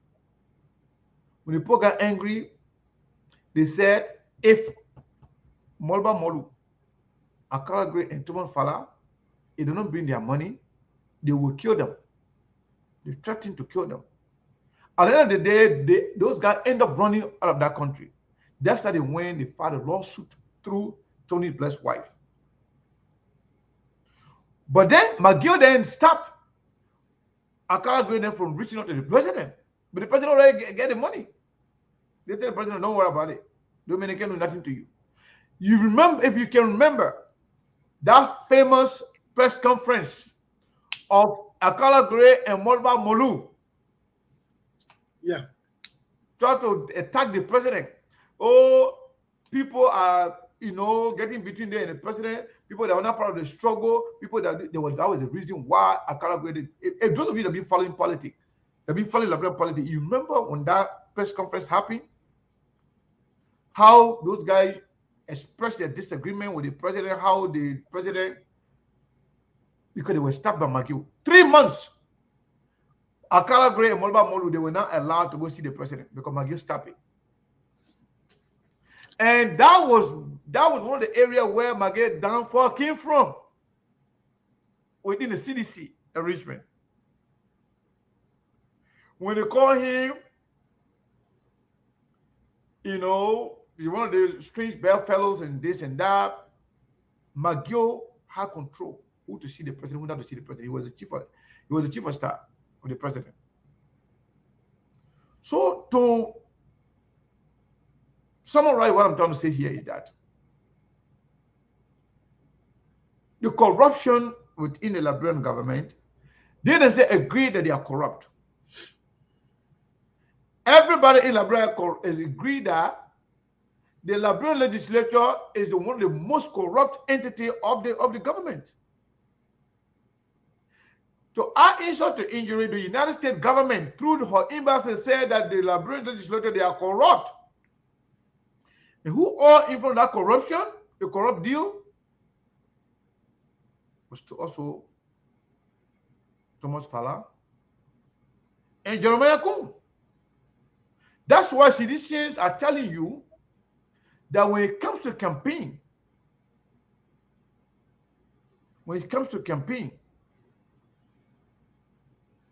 that Jeremiah Kuhn can't campaign against them because they all know where the bodies are buried. So, in short,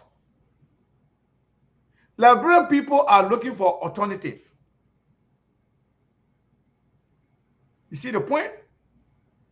So the fact that those two groups are fighting each other, are fighting to say who actually stole more or who can steal better. There's a joke between Mandingo people and Fula people. Mandingo people and Fula, they would joke, hard joke with each other. So a Mandingo man said, a Fula man said for a Mandingo people, like cola business, they eat cola, too much cola. Then the other Mandingo man said, but at least cola eating is good.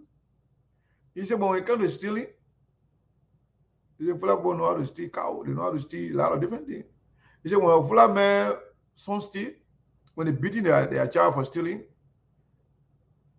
they'll be beating the child, they'll be telling the child, say, they will catch you again.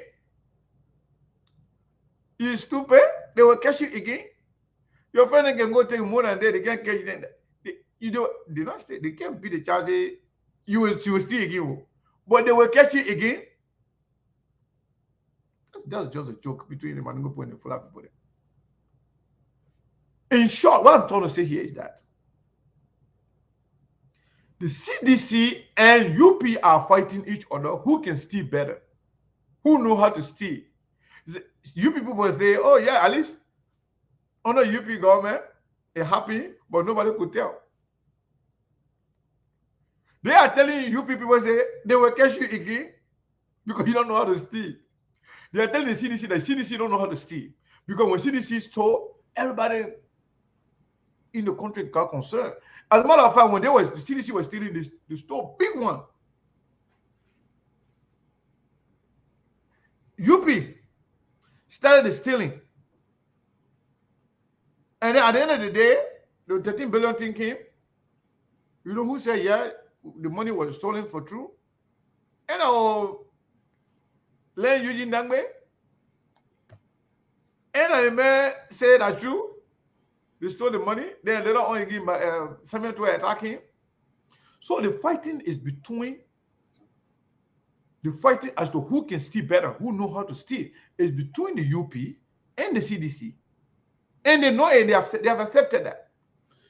Mr. Kane. So now that black people have the alternative, like you always say, you have Tier 1 Gonglo, you have Alexander Cummings, and you have other political parties. But for the same Liberian people who voted the CDC because of the corrupt nature of this UP, they are coming to say again, CDC is even worse. The debate is between the two of them. Who can steal better? Who know how to steal? Or who actually depleted our account? So, in short, Liberian people will now say, you know what? We got to look somewhere else. Since both of these guys are admitting that they're all criminals, they all know how to steal. Somebody know how to steal better than the other person. So let's find somebody or some people who will come and save our country, who will come and change the dynamics of our politics. So the people, the choice could now have been clearer. So in short, the momentum thing, Steve, the momentum created itself. These guys, they just need to take advantage of the momentum and ride on it. But the momentum is there. So the CDC and the United Party already making the case for the CPP. So Mr. Kane, just to agree with you, yesterday, in an effort for Vice President Jose Yuma Boakai to confirm what you just said, and I have the video. If you want, Mr. Kane, I can send it to you so you can play it. I will send it to you. Jose Yuma Boakai said, in fact, he referred to both the CDC and the United Party as goats.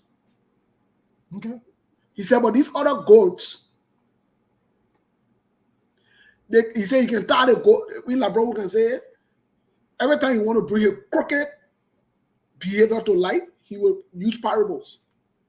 And I see the same thing in Delon. But that's aside the point. The point is, he says, you know, in Labro can say, why you tie the goat, I play the goat can eat. But the other goat there, they can eat a cassava. They even eat a steak that you tie them on, and they eat everything. And they can eat, and they can eat something. That's what they eat. They can eat pepper. You ever see go eating pepper? But all of them can eat pepper. Maybe they said a lot about. Let me send a video to you so that maybe you can play it. You said Joe Market say they are all goats. Joe Bob, I tell you. So they play one Italian, they play they can eat. Yeah. I send it to you right now. Can we not just play just about that today? Let the people enjoy their thing. So why in other words, to substantiate what you are saying? You send it to me? To corroborate what you're saying. Hold on, I can send it right now. Send it to Messenger. Yeah, I did. I just sent it right now. To corroborate what you are saying, they are admitting without any remorse or even respect for the Liberian people that they are corrupt. They're admitting it. They don't have a problem with that. The issue of corruption, they've never tested themselves for it and said no. But they are telling you that they want to rescue the country from one corrupt group of people to themselves. That's it. Because even if you listen to the messages, they have no message of change to anything. They have no message how they will fix or change or whatever. No. They are only pointing out to the corruption. The message is to point out to the corruption of CDC. How does that solve the problem?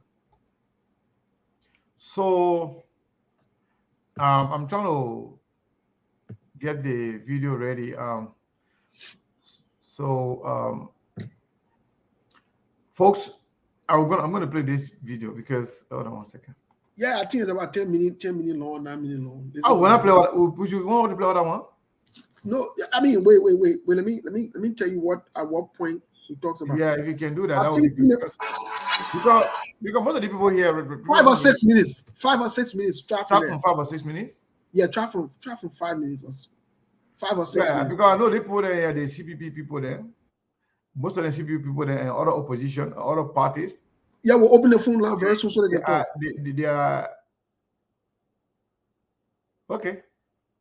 People said I should play the recording, so let's play. I thought y'all want to listen to your CPP and Cummings team then today, but y'all want to play, we'll play.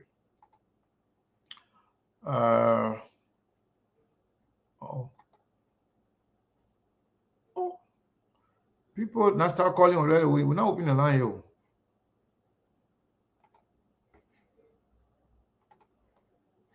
Start from 5. Start from 5. Because start from 5. Minutes? Yeah.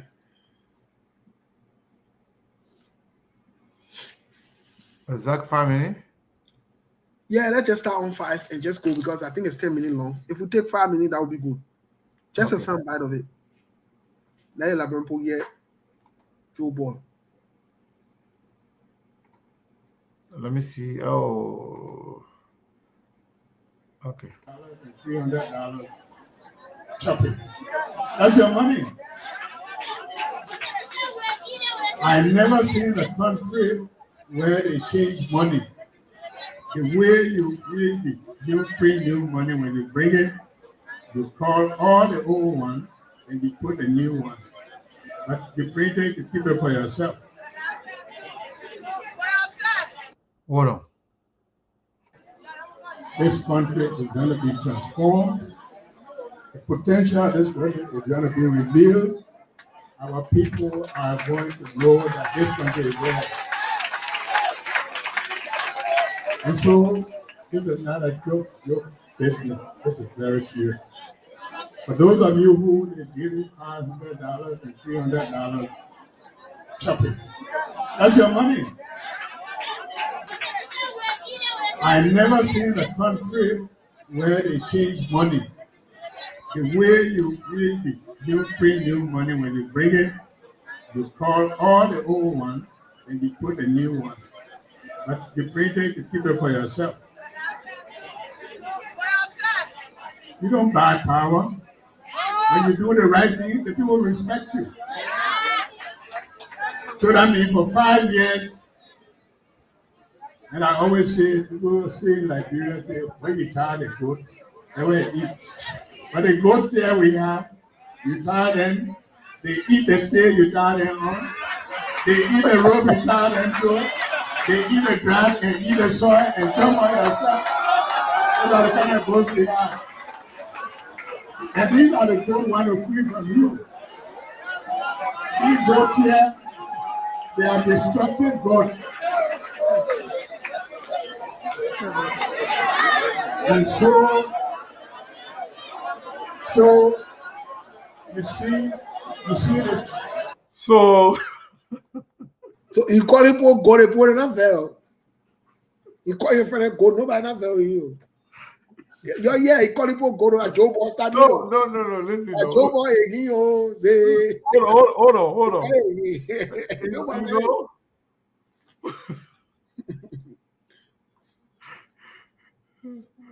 But I let it, papi.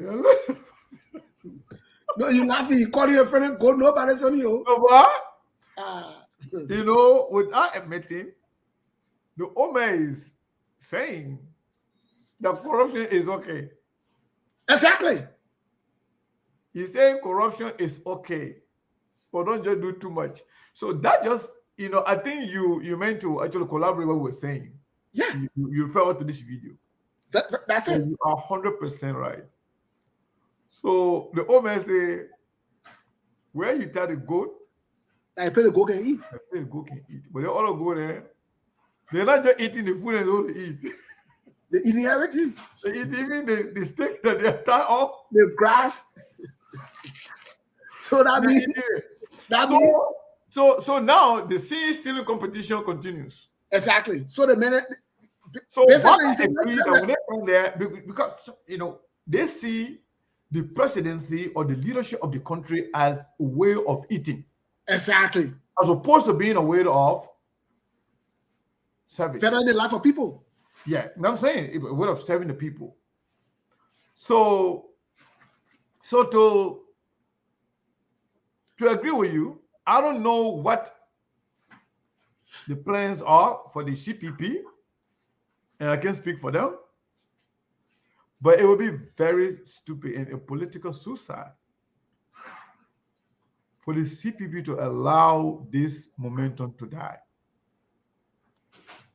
The whole country is up. The whole country. You know, something happened to this Steve. You know, the last time we were saying, we normally had that program in Bassa, we say all the people came from Monrovia. But something happened today. That people came from almost from everywhere in the country. You know, before the program started, they kind of had like a rope. They put a rope somewhere to leave some open space for the press people and the performance people who are going to perform in the program to be there. So the black people that came, they will stay around. But when there's people of Buchanan, when they started coming, that whole place was covered.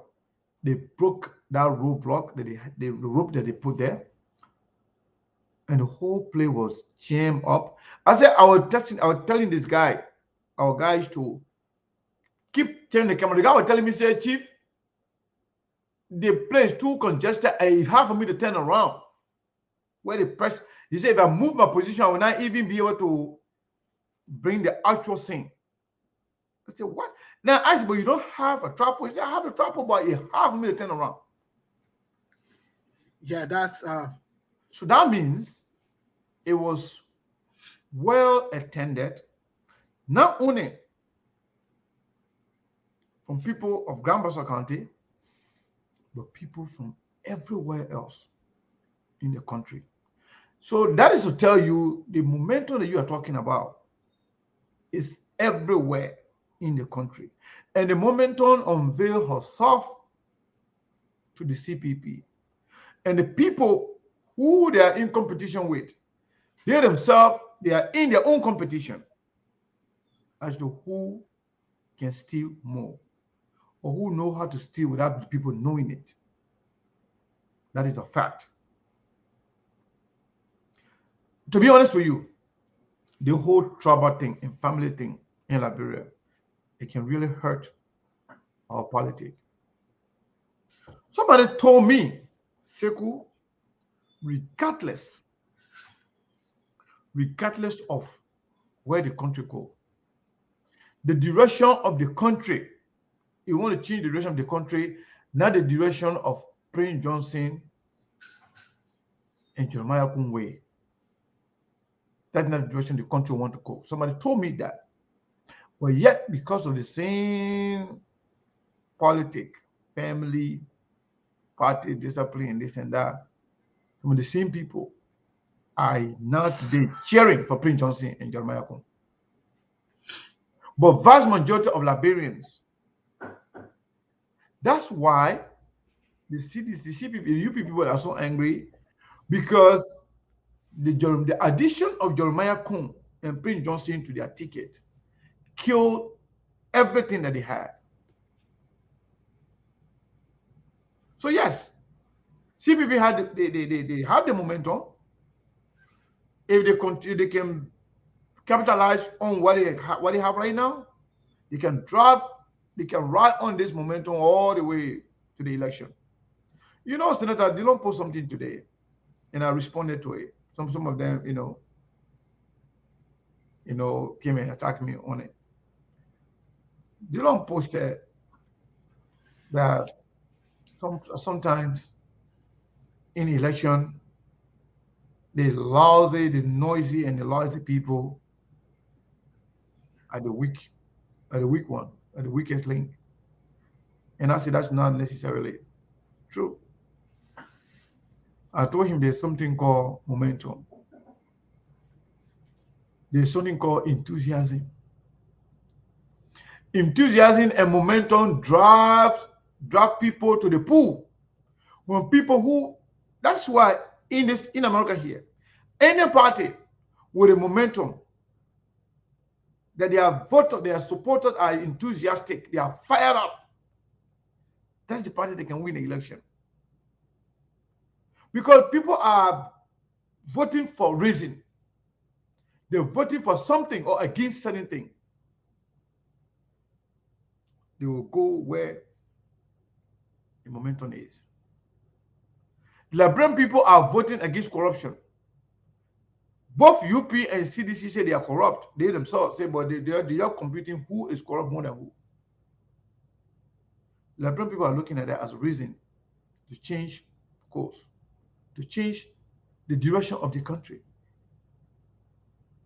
Both UP and CPP, CDC are saying that their representatives are corrupt, that their senators are corrupt. Dillon himself saying that the legislature is corrupt.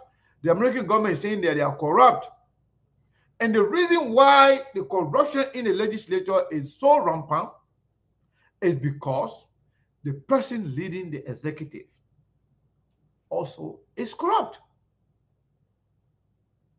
The legislature people, they can't get money. They got no access to money. The people within the executive, from the president to the finance minister, and everybody else that got the money, they are the ones that are making the money available for the legislature to steal it. The budget. The budget can go around, everybody and go and come by the end of the day, the president got to sign it to put it into law. If the president is not corrupt, the country will go in good direction. If the president, I don't agree with Costa on everything, but one thing Costa said, and I agree with him, the presidency is the key to changing Liberian politics. Because if the president is not corrupt, they will not disrupt corrupt money. They will not disperse corrupt money to the corrupt people.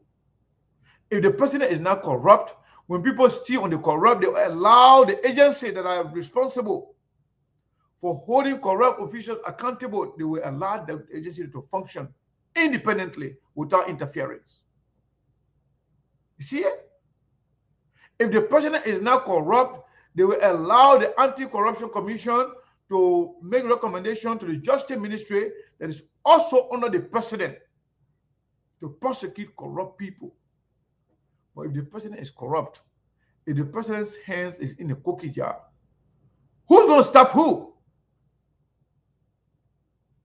So I hear people saying, this person is in this thing, the other person is in that thing, the other person is in that thing.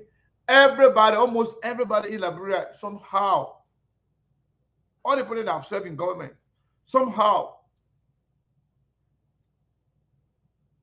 they used to corruption. But because the leaders are the one that giving them the leeway to corrupt the country. But if you have people, if you have somebody in the government who are corrupt, but you the president, when somebody corrupt, they go to jail. When somebody steal, they go to jail. When somebody doing anything that violate the law, that go against the constitution, you lock them up. Not only they will learn their lesson, but they will advise other people.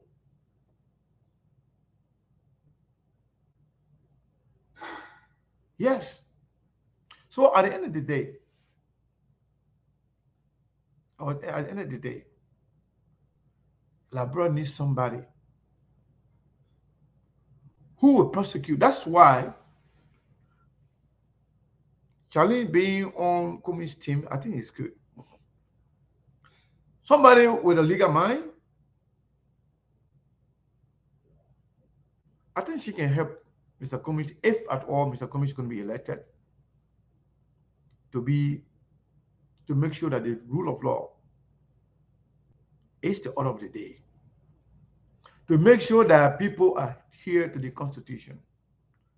To make sure that the judiciary branch of the government, they are well funded and allowed it to function independently, wherein they can prosecute criminals, people who are taking the Liberian people money for themselves, and people who are seeing government job as the only way, the only path to amass wealth. So I'm going to open the line.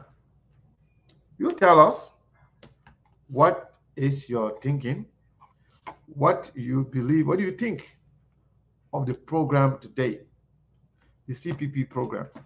Steve, unless you have something to say, I want to open the line. Yeah, We have a caller. yes, I do have the first caller here. Go ahead. Just before I bring on this caller, Mr. Kane, I agree with you that just having Charlyne also from a legal standpoint, Yeah, an added value as well, because that issue of the prosecutory arm or whatever it is, and you know what, Mr. Kane, this will disrupt the flow in the Senate. I said earlier that Joseph Yuma Braga signed off onto the bogus deal. You know, somebody else wanted to challenge me on it. Those people are not, you don't understand. The Senate, the president for the Senate, any deal that Joey has signed right now, as long as it passes through the Senate, Joey Howard Taylor's signature is on it. Because you are not according to the facts, it doesn't mean that another fact. That is fact. Joseph Yuma Braga signed off to it. There are certain people that must sign off to a certain deal before it be enacted or before it come to fruition. So I mean, your limitation is not my problem. Anyway, let's get the first caller here. So Steve, before you take the call, let me just say something to one of the audience here. They say, whatever you say, Jowia can be the opposition. We heard that same story. When the opposition got together, they flogged Jowia 2 times in Montreal County. Because the opposition today, Jowia does not have control over Montreal. It does not have control over the country. And that's why the resentment from the Liberian people is so huge. It's so huge to the extent that any opposition, whether the UP, the CPP, will tell you their only disagreement as to who to represent, to replace George Weah. But to say the Liberian people are not resolved, no, that's not true. Mr. Kane, go ahead and take so call. before the first caller come out, something confusing happened today as a way to distract. Jeremiah Kuhn, according to him, some youth congress from the Unity Party or rescue team had an event entitled Undertaking Back, Rescuing or something about restoring Monserrato or taking back Monserrato. The last time I checked, Mr. Kane, Monserrato was a stronghold of CDC. The CPP defeated Monserrato twice in defeated CDC twice in Monserrato. Yeah. What are they reclaiming again? I don't understand. These people are just confused. Yeah. What you have to, anyways, let's get a caller. What's your name? Where you calling from, please? This Cyrus calling, President Monk. Always love this second tone, bro. Always the first of the line. What's up, bro? Not much. Remember you followed the program today. What's going on? What's your view? What's your take? What's happening? Well, I followed the program. I followed the program religiously from the start to the end because I was really, really interested. You see, since the collapse of the CPP when the framework document came out, that was what stopped Mr. Cummings in his track, and Charlene Brumskin just regained that momentum. You see, in elections, people don't vote for vice president, but the vice president complement the president's ticket. That's what Charlene Brumskin brought. And I was extending special things and appreciate to Chairman Yato because he was the first person that flirted with this idea. And the Bassa people in general, because that whole case about Nyombi Tanga saying that the people should vote for Jeremiah, I really know it's not going to happen. But yeah, it's a thing. The one thing I'm interested in Charlene Brumskin covers a lot of boxes. She takes a lot of boxes in politics. People will see that ticket as a balance ticket, first of all, with a male and female, because demographically, it plays to the Cummings advantage. For the first time, we have a base. Cummings has number. He performs for the You have noise coming from your end? Yeah, you have something going on around you. I don't know what it is, but Yeah. I mean, on a Bluetooth, maybe I may get cut off. no, not you, Cyrus, but it's okay now. Go ahead. Oh, okay. And like I said, she takes a lot of boxes. When you look at the balance ticket of female and the male, she's much younger. She's charismatic. I mean, that's something that you cannot attribute to Mr. Cummings, whether you like it or not. He's not just the kind of a charismatic person. And politics is about show business. People believe in what they see before what they believe. You know, the eye is it can catch you when it comes to politics. She's eloquent. She speaks fluently. She's smarter. So at the end of the day, I don't like to play the drama politics, but unfortunately, that's how people vote. The Bassa bill is not only restricted to Great Bassa County. They are in Magibi, they are in part of Bon, they are in Riverside County. And I know the Southeast, it will be a whole different ballgame because no two elections are the same. Every election comes with its own momentum, and there are a lot of dynamics that can change over time. So for the first time in Mr. Cummings' presidency, he will start with a base, and Charlene Brumskin just brought something different to the table this time around. And like Sekou said, momentum is, or enthusiasm and momentum are the two most important things in politics. You can come up with a fair, but at the end of the day, the challenge will be turning those voters, turning them into actual voters after the momentum. How do you sustain it? And what we've been saying over the past couple of weeks, we told people from day one, Jeremiah Kun will be a hard sell. Because our people, if you look at how they vote, look, the election between Dillon and Thomas Fala, like I said, nobody saw Thomas Fala. It was an anger and a resentment against Georgia. People saw Georgia. That's why Dillon won 14 out of 17 districts. Because it was a referendum on where.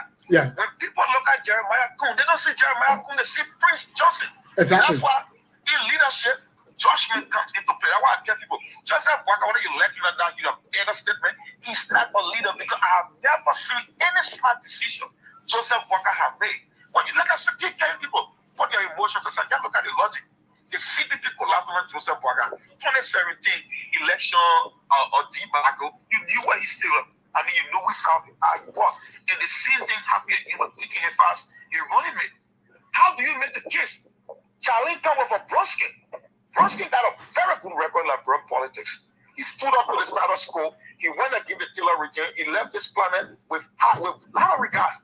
She come with that Brumskin factor. She much younger. She charismatic. Like I said, bro, Cummings couldn't have waited for a better candidate than Charlene Brumskin. And this time around, for the first time in recent memory, we have three legitimate contenders for the presidency in Liberia. This is a level playing field. Nobody coming with any advantage over another candidate. It will be A, B, and C in terms of picking the right person to get the job done. And Charlene Brumskin, if I were the Cummings campaign, Mr. Cummings and Charlene Brumskin, I will put them more in the campaign trail than Cummings. Because Cummings is so sketchbook. When you come in the corporate environment, it's all about meetings. And I mean, they can think, don't get me wrong, they are smart people, but politics is just different from the kind of environment you find in the corporate. You know, corporate is all about result.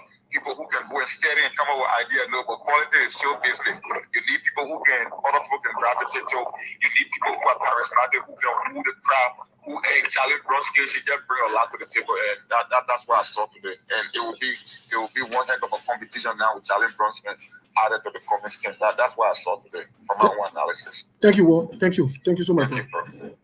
Yeah, Mr. Candidacy, to you. Also, want to call on. Okay, let me take the first caller here from my end. That this is Mr. Bird de Noir. Mr. De Noir, are you there? Yeah, I'm here, bro. How you doing? I'm doing wonderful. Welcome to SKTV. So, what do you think about the program today? Well, thank you very much. But the first speaker spoke for almost 6 minutes. Yeah, because we always allow that. You don't tell us how many minutes you want to speak for. I'm entitled to my minute. You only speaking for 1 minute. When you finish, they will take you. I'll take the next caller. No, I'm speaking for 3 minutes. You're taking my minute. I'm one of the founder of this show. You're taking my minute. If you can give me chance, the first speaker spoke for 6 minutes. I'm going to speak for. We always give preference to the first speaker, the first caller. But then the second one is the founder of this show. Thank you, my people. When did you become the founder of this show? Go ahead. Okay, but we were 10, 15, 20. Okay, no problem. Go ahead. You giving me hard time, bro. The scene they used to do a telco here. That was she's laughing right now. Go ahead.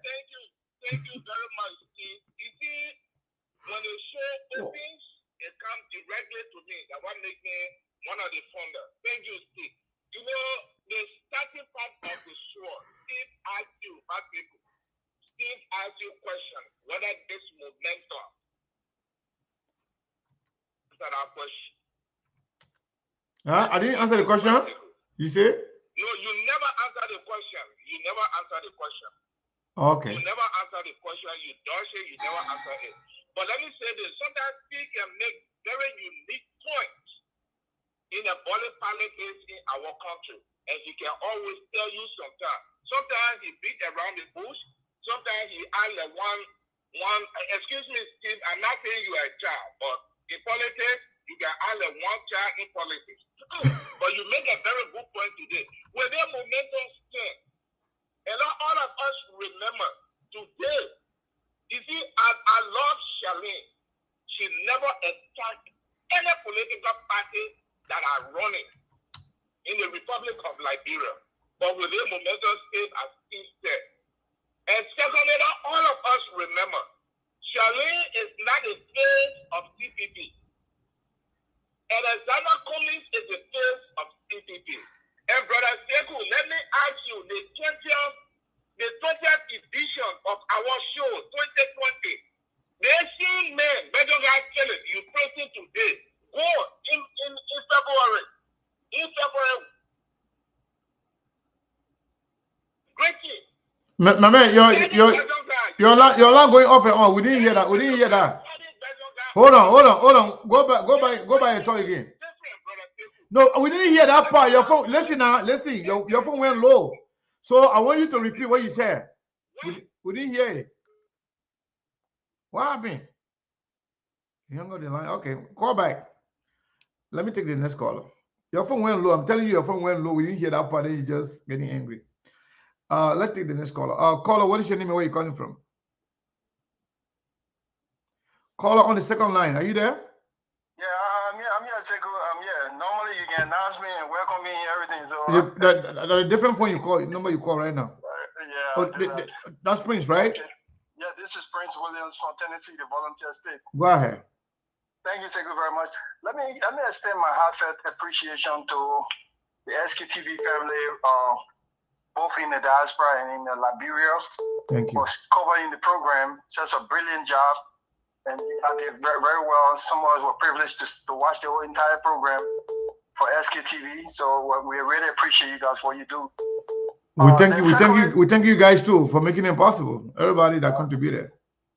Yeah, okay. And secondly, let me say that Sekou, the ball have been placed in the middle of the field, and it's just a matter of time for them to blow the whistle, and then let the game begin. And for some of us here, we feel very, very, very, very happy and glad that we have a team that we will make the case for. And we'll make the case for not based on politics, but based on conviction. And that conviction will come with the hope and certainty that Liberia deserves better, and better have been presented to Liberia. So I'm glad that Cummings made the decision he made. You know, Sekou, some of us in the politics, we got involved somehow, not because of political expediency, but because we really love our country. We want to see Liberia get to the place that Liberia deserves to be. And somehow we are people of faith. Just as you're a devoted Muslim and your faith is one guides you, I'm a devoted Christian and my faith guides me and my conviction is firm. And I believe in what the Bible says, that all things work together for good. To then I love God and to then I call according to his purpose. I believe in God and I'm glad the way things are working out for me. It will make me to go boldly out there and campaign and tell the Liberian people that Liberia deserves better, and Cummings and Charlyne is the best of the best among the crop of our people. So that tomorrow our children can know that if we want to succeed as a country, we got to bring our best at the table. So we're going to make this case. And this is a warning to all those who will come against the ticket. If you want to come against the ticket with idealistic and real issue, no problem. But if you want to come with all the kind of cynical thing like, oh, she can't even speak her tribe, oh, she's Congo, oh, she can't dress good, oh, her lapa, her clothes not good on her, if that's the kind of thing you want to come with, we'll be willing to deal with you. There will be a checkpoint erected for you, and we'll deal with you accordingly, because we want to speak about Liberia. When you're for a challenge thing, then, oh, she's not looking good, she can't smile good, or dress. My man, nobody can say that. You can't look at her and say she's not looking good. You're using your own thing. Listen, No. Nobody can say that. But if nobody said it, don't say it. Nobody can look at that lady and say she's not looking good. Cheku, don't make that assumption. I'm telling you. Yeah, but nobody. Let's go say, let hear it from them first. Tolan did not say, yeah, like you know, you can say it. On your show, tell me Cole is posting that the woman can speak Bassa.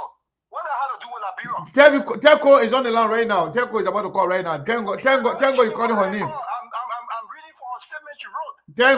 I'm saying that Tango, you call Telco name, and Telco is on the line right now. So. Nobody's saying this, so I'm compared to call her. Yeah, but I didn't hear nobody. No, I said nobody saying she's not looking good. So I'm saying you said looking good. Listen, listen. Listen. The part I said that nobody have said that. And let people say if we can talk about it. She's not looking good. She's not looking out. Nobody can say. Nobody can say that. Fatiga said it, and I respond. I'm not just making up things. I'm saying what people are saying. People who don't want to deal with the issue. Okay, no problem. So thank you very much. My last thing here, my new song here, we're gonna be singing moving forward. The Congo, the non-Congo, will vote for them. Okay, thank you. They can't speak dialect, we'll still vote for them. We'll vote for Liberia, because Liberia represents diversity, and Liberia is for everybody who want to be Liberian, who want to see the country better and for the betterment of Africa. Thank you very much, Chiku. Thank you. Wow. Well, so yeah, somebody from New Jersey number calling destination number over and over. Please call the other number. Let's go to Telvi. Telvi is on the line here. Telco, how are you? Hello, Telco. Happy Saturday. Hey, you just make sure after the show you pay your fine for not responding. I will. You know. So now you two in the news. What happened? What's going on? I mean. You know, it's funny though. I wasn't in this only how you said you called Telco and he's on the line. Yeah. I didn't hear what the gentleman was saying. Otherwise, you know, I will address it. We're up here on Charlyne. Yeah, but anyway, just tell what you think about the program today. No, of course I will tell you. But what it means is like I didn't my talking here. The mess said you are one of those people who is concerned about whether or not the woman can speak Bassa or she can speak Bassa. You're one of those people, and as opposed to, I mean, instead of focusing on the issue, you are one of those people who are focusing on non-issue, that things that don't matter. So that's what the man was trying to say. But go ahead, state your opinion. State your opinion about the program today, and you want to address, you can address it. I said no, address that. You know, I don't fight any battle on Facebook. The people who know me, they know that I save my energy for strategic battles because I don't want to run out of edges. So petty issues like that or discussion, I really don't feed into it. And because you know what? I have my post on Facebook. just again for reinforcement, I said, honest question, can Charlene speak Bassa? Now, how you want to interpret it, how you want to respond to it, guess what? It's on you. It was a fair question. It is okay for you to scrutinize or criticize other people's party or other people, but when it gets to you guys, now you say, cool, people that please, whoever he is, their political leader, it is a no-go zone, no, they're not protected because they're running for political office, so there will be scrutiny. So that's my answer to that. I'm going with that. So let me give me some time there. So a lot of people have been asking me about my parents on SKTV. I just want to speak to that briefly. SKTV, these do nothing to me. People are like great English. These guys are my brothers. We go way back. There come a time in your life where you have to shift priorities. And so I had to shift my priority. They know that. We don't have to come face where we explaining all the status because we as a people be known for scattering. So once you only see me on SKTV, they're not speaking, they're making power that watching that. No. The two gentlemen there, they know why I'm not on there because not everything got to come face for status. I'm busy, priorities are different, but most platforms out there, I have the liberty that most of you don't have to be a panelist on any of them when I choose to. And so this week I have the time to play. So I'm all in the pride. And that's why I'm back here. Now to the speak.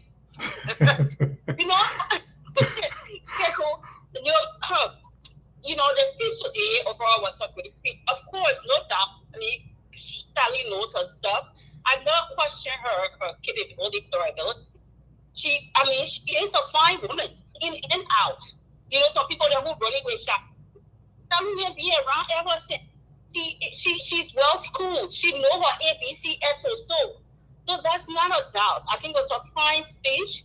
I think, quite honestly, if any feedback, I wish she had slowed down a little bit.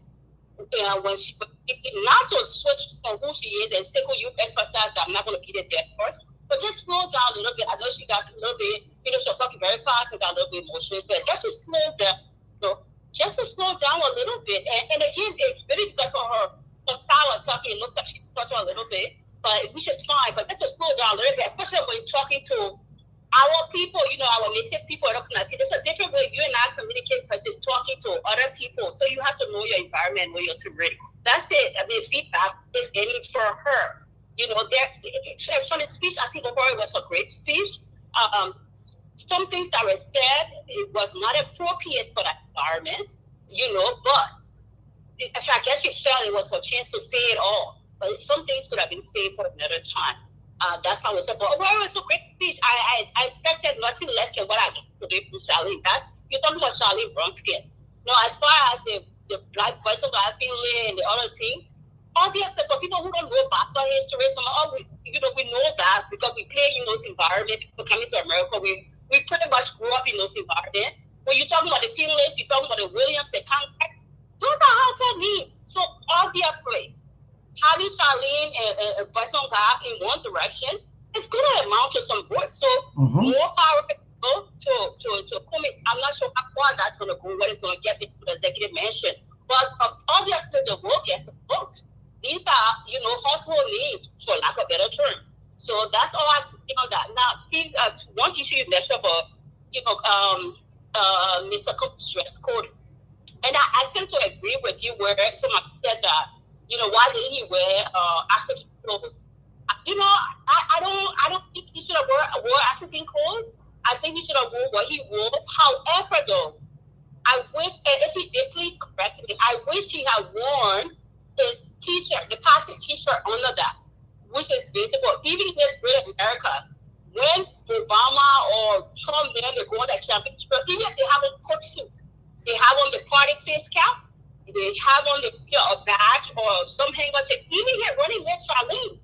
Charlyne had on her green Liberty Party style, but she had on the Liberty Party, the handkerchief, and she, something that shows that you are connected. The party has a color, the organization has a color. Wear something that is symbolic of the organization. But for a piece, we're not here in America. This is spring season in America. That our color.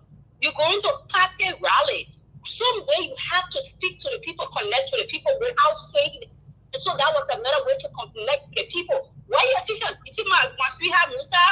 Musa wore his white dress shirt, button up, but he had a Liberty Factor t-shirt under it.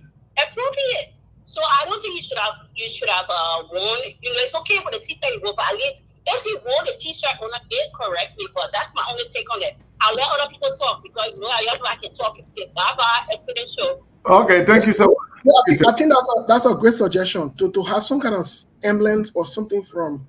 I think that would have. Mr. Kanye, I got a call if you don't mind. I got 2 more callers here though. They've been on hold for forever. So just let a person wait a little bit, please. Okay. I've been waiting. Let a person wait a little bit. Caller, what is your name and where you calling from? This is the last 4 DJ is 8059. Hey, Brother Sekou, how you doing? I'm doing wonderful. How are you? Great. This is Moa. I'm sorry for the long wait. Go ahead quickly. Yeah. Sekou, the question today on the show is how do you feel about the program? The answer is the program was great, just as any other political rally successful program in the past, from tolerant politics, from Charles Taylor 1997 crowd gathering day to today, the political rally. What wicked politician and corrupt politician, I would say, had gathered to have put Alexander Cummings in Liberia that he went through during the day of the CPP under the administration of political leader or expert political leader Nyomri Kaga Lauren, administration of the chairman of the CPP then. For Alexander Cummings to have survived that political pressure, and today he is gathering such crowd he needs to be called as political leader, standard bearer of the CPP. All other meaningful Liberian and well-wishers, sound-thinking Liberian will say the program today was just a successful program. I want to go by. But I hope you can make it under 1 minute now. Just 1 minute, one minute, or less than a minute. Okay. Mr. Ure claimed that he loved the country, and they were all gathering together to rescue the country. They use the word rescue, even though I don't believe that they want to rescue the country. But let's believe the CPP old slogan, because by 2020, CPP were funded for rescue purpose. However, Mr. Ure, they influring nobody can learn to have a humiliating long press conference to damage Alexander Cummings as a criminal. They didn't stop there, they put him to court. Nobody can had his press conference. Benin Ure filed a lawsuit. Joseph Bonaki and testify to cross the man and get him under the political race or the political scene as a politician. However, he survived it. Let me go straight to my conclusion, because if you give me time, I will be here forever. And not to be here forever. Yeah, please. Have to speak. Please. Mr. Cummings' choice of having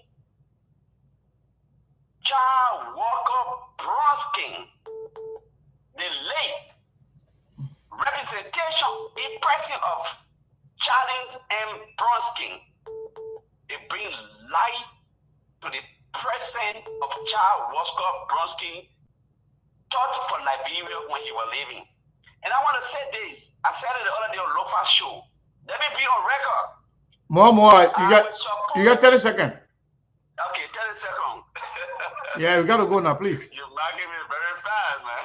Yeah, I want you, because you've been talking. This ticket, I don't think the ticket can bring the good to my country. I think the ticket can bring a successful education. I think the ticket can bring a good health care. I think under the ticket, 7 will get paid. I think under the ticket, rape cases again, minor children will be compromised. I think under the ticket, the Supreme Court will be set right. I think under the ticket, the market women will go to bed sound. They will not have to run the street, set to kind of run home because the street is not safe. I think the ticket is a ticket that all Liberians have to follow. Minister, all political leaders of the Unity Party, Joseph Boakai cannot rescue the country. Any Liberian thing or that, you are on the wrong spot. You are on the fielding train that will not reach. This ticket of Alexander Cummings and Charlene Brumskin that were pronounced today, I call all other Liberians, including my people of Bulgarian, to serve the ticket in conscience to their in obedience to their conscience, with love for the country, with love for the ticket. Thank you. The ticket is the ticket of the goal. Thank you. Oh my God. Wow. So let me take the second one down. I still got some more call here, but 1 minute, folks, please. I don't want to cut people off. When I say thank you, just let it go. The 612 number, last 4 digit is 0589. What is your name and where are you calling from? Yeah, thank you, Second. Thank you for taking my call. My name is rhetoric calling from Minnesota. Go ahead quickly, 1 minute, my brother, if you can. Yeah. So the Mr. Cummings will address the African shine and then walk from Morovia to become because European build the cars too. But anyways, I'm just trying to be funny. Yeah, I think the CPP has a better opportunity, but it's all about how they're going to make use of the opportunity. And it all comes down to messaging. Mr. Cummings has a lot of better messages, but I think the slide is not coherent enough. What I mean by that is, I'm talking about for some interview. I mean, in Kenya, you did an interview, you talk about investing in the people, and the people will build a nation. That's a very good line right there. How to take all the little, bits and pieces and formulate a real good message, send to the people, because in politics is about the psychology of the people, right? So people got that doubt, you can't tell us how to do X, Y, and Z, knowing that people tell us before they did not do it. How do you play that doubt? So all these things are going to be formulated in a way that you present to the people so that you take a bigger lead. So, the chances of winning, opportunity, you really has a better opportunity. And I think he just went to a Muslim school. He did a little speech that he was a guest speaker. And when you look at the end of the speech, he did a very good job because he was very emphatic. He was very measured and everything. He was very forceful. So all the little pieces, I don't know if people around him can really notice all these things and put them together and really formulate a message and present it like when people you win people over. Thank you. Yeah, let me go. Take your call. I still have a lot of callers here, but what's your name? Where you calling from, please? Hello? Yes, Steve, how are you? This is Duke. Yeah, Duke, go ahead. Yes, man. Listen, great show, guys. It's great to hop on after the event. I see Siku, looking real hip and cool in studio. Man, Steve, what you giving that guy? I got trying to rub off on you, man. But just for the fun, lose my train of thought. I don't understand how one can write a post and speak of somebody's, if the person understands Dalit or Bassa, right, and think it is something that should be cool. It is wrong. That's flirting with divisiveness. And the same reason why all of us would be critical when it comes to women, issues impacting women, right? We should call it as it is. We shouldn't be flirting with, divisive, and color rhetorics. Those things doesn't really serve well for our society. But, Steve, I said it the other day, and I'll continue to say this. In every political campaign, there comes a time where that one decision can determine, so much when it comes to a particular political party. In this case, is the CPP. They are on the street. They have momentum their way. The Charlene Brumskin, nobody saw it coming. And I seen today, this was a defining moment because the Bassa people showed up. Say what you want to say, politicize it. But the truth here is there was a turning over ceremony in Grand Bassa today. And Charlene instantaneously became the face of Bassa politics. And her eloquence, her energy, her passion, her relatability, especially when it comes to young people, women, young women, young boys, older women. That's going to be something that will actually, reach out across the depth of, the different counties. But overall, I was impressed. I'm really looking forward to see how we continue to build in terms of the momentum. And I think there's a new day in our body of politics where Liberia does not have a clear option. You can vote for the current establishment as it is. You can vote for system characters and rebels who are refining themselves, or you can just ignore too and go for real change. The option would be for the Liberian people, but I'm glad that Mr. Cummings was able to make that a reality for our people. But overall, great job, and I'm looking forward to the next few months. All right, thank you. Thank you so much. I think I had another call. Okay. I had another call. You have it, or the person hang up? Yeah, I have another call here. Yeah, caller, what's your name? Where you calling from, please? Hey, Moses, this is Lofa. Yeah, Lofa. What's up, bro? Yeah. Thank you. I just want to use this opportunity to congratulate Liberia, especially our mothers and sisters. Welcome to the limelight. Welcome to what we will describe as full participation in everything that is going on. Congratulations, Liberia. Congratulations, Charlyne. Congratulations to all of the young women out there. Whoever thought that their voices will be stepped on because few individuals felt at some point that they control the dynamics of Liberia body politics. Let us say this again. Your voices will be heard, you will participate, and you will be seen in any and every way possible. Congratulations. The real change that we seek, we must experience, and we will experience in Liberia. This is a ticket that any one of you young Liberians out there can be proud of. That's all I wanted to say tonight. Thank you. We can proudly say to others around the world that a ticket in Liberia is void of any corrupt individual, a young woman who lived her life and lived it in a way that she will be highly respected. A young man who actually rose to the top, not based on shortcuts like Stanton Weatherspoon and other people. Instead, he did it the right way. And we can say to our kids, follow the footstep of Charlyne, follow the footstep of Alexander Cummings, follow the footstep of Tewan Gongoli and other people so that you can get to the top. And do not follow the likes of Stanton Weatherspoon and other people who felt the best way to the top was the shortest path and then supporting corrupt politicians in our country. I am so proud to be a Liberian today. I will always be proud to be a Liberian. I'm glad for my country. Freedom is coming. Change is here. Thank you. Thank you, Lufa. Sekou, is up to you. Wow. So caller 612 number been on for a long time. I apologize for the wait. 5847. What is your name and where are you calling from? Yes, Sekou, this is Gwen. How are you? Gwen, sorry. I know my sister. I'm going to call all the men up and bring you on. How you doing, my sister? No, I'm just joking. How are you? Thanks for you and Steve today for carrying our program live. Thank you. Your question asking about how about the momentum and all of that. Yeah. Sekou, when this speaker first came, when we first heard about it, I wrote on my page that this is the best ticket. We don't have to defend anything. We just basically have to sell our message. And with all the momentum that we have gained from this program today, it is time for our people now, our party, to take the focus off the individuals and start to sell the message to Liberia. Start to go in all the ghettos, in all the corners, in the counties, telling the people that indeed a better Liberia is possible if we all work together. They need to start telling the people about the educational plan, the healthcare plan, how they want to bring jobs.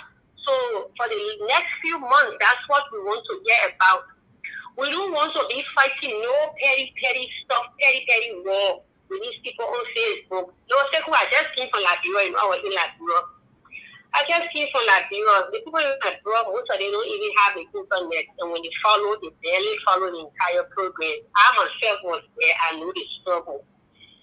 So we need to be on the ground. Our people there reaching out to people. We cannot continue to fight pettiness because let me tell you, this is all a classroom. This is not even done by CDC. Unfortunately, it's done by Unity Party. That's why when they come out and say, "Oh, y'all let's be united," then can't they want to something. All the surrogates that all the fake advocates calling themselves fake advocates. You be surrogates then the hardest when they undercover. Then you say, "Oh, we're not for nobody. We just get it," and then I say, lying. We know y'all. We know y'all for you to sit down on your page and even write and talk about people not speaking trash. Look. My mother is a Bassa woman. My crew woman in number 4. Number 4, Grand Bassa. She was born there by a crew woman. My grandfather is a man. My mom came to Monrovia as a little girl. And she said Monrovia, born all during Charlie Hospital. We walking, half of the family split. The people that went back to Grand Bassa to the village, all those children can speak the tongue. They can speak the Bassa. Meanwhile, it's small. So that means I'm now like you. You guys got the audacity to talk about trash when we saw where trash carry us. So these are all distractions because they know what they're doing to the country. And they got nothing to talk about. So they bring all these small distractions and people pay attention. They want to pay attention to this because they got nothing on us. We just need to share one message. Charlyne, she has all the qualifications. She has an impeccable character. She can multitask. The girl is a teacher teaching at university in a professional law firm. She checked the gender back. She's a young professional. What more want for us to show you? She got no corruption on her head. This is the real chief she takes. So y'all go come back. Your propaganda, we ain't got time for it. We got time for it. You're the fake advocates that sitting down in America. It reminds me of when Donald Trump was president. All the late show were all making fun. You're sitting down in America, you're enjoying Liberia. It's suffering the Liberian people going through the price they're going through. They will continue to remain advocate on the behalf of the Liberian people. We educate our people. We tell them, this is a fight for your future. Because the past was not good, the present is not good. Just look forward to what shall come.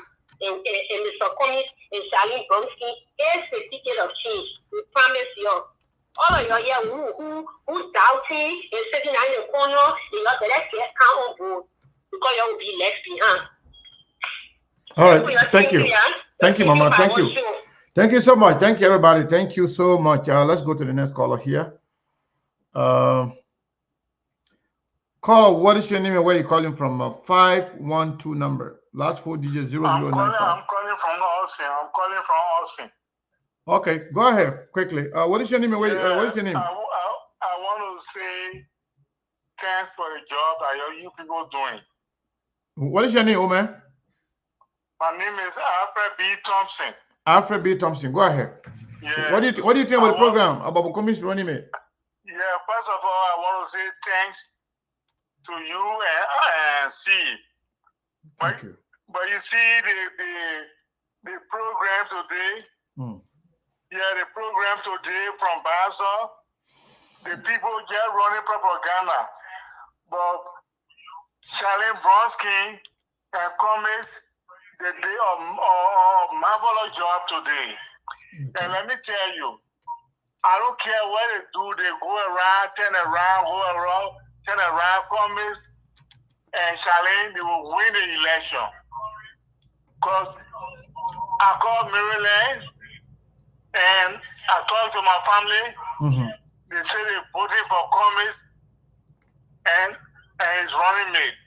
So I don't care what they do, Cummings will win the election. Let them talk. All right, Let Omer. them talk. Omer, So thank you. people. Thank you so much, Omer. Thank you so much. Okay. So that's one of the older folks that can call us sometimes to tell us, whether he's an old man, he's been following SKTV, he always call us, even after the show. So now when you call me after the show, say, Seku, is this SKTV? When I say, yeah, he will say, I want to talk. I say, boy, the show finished. Say, boy, yeah, let me talk my own to you. He will say whatever he wants to say. So a lot of older folk. That's why we can tell people to be very careful when you say what you say here, what you do. This is one of the older folks that follow our our platform. So let's go to the line here. Then this is Antrick Jallo. Antrick, how are you? Good evening, Sekou. How are you guys today? We're doing good. I'm so happy. I'm so happy that Liberia is starting to move in the right direction. Real change is coming, and real change is going to be here soon, Liberia. And I have a word to say to the young women of Liberia. Never give up in your fight for Liberia. And Charlyne have, from today, have been the face of Liberian women. It has been long that Liberian women have been down, talked down upon, been labeled all kinds of names. But today, we have a woman, a Liberian girl, a young Liberian girl with a good character, the one that will represent us out. Andrick, somebody just say you're calling from the United States. Can you tell the people where you're calling from? No, I'm calling from Europe, Belgium to be precise. Okay. Belgium. I'm calling from Belgium. Go ahead. And I'm so happy. This is the best decision ever that Mr. Cummings had made. The best decision ever. Charlyne is a true representation of Liberia. A young Liberian woman. What a Liberian woman should be like. And she's going to set an example for every young Liberian woman to see that it is okay to go through all that you go through with a clean record. It is okay to stand by your conviction. It is okay to be strong. It is okay to tell people no. It is okay to fight for your dream no matter how hard they try to push you down. I'm so proud of her. I've always admired this girl. To be honest, let me say it here today. I have always admired her, and I've always wished for her to be in the position that she is today. Because she has a clean record, such a young and proud Liberian girl. I call her a proud Liberian girl because I see Liberia in her. I see the women, the future of Liberia in her. And I hope by the grace of God, as we win this election, please don't fail us like other Liberian women had done, especially Madam Salif, who we thought could have changed things around, who have made everything better for the women and children of Liberia. But I know you won't let us down. For looking at where you come from and looking at your path, I know you will make everything better for the women and children of Liberia. Thank you so much, and God bless Fixer 1, Fixer 2. And I want to say, welcome on board, Moa. I'm so happy.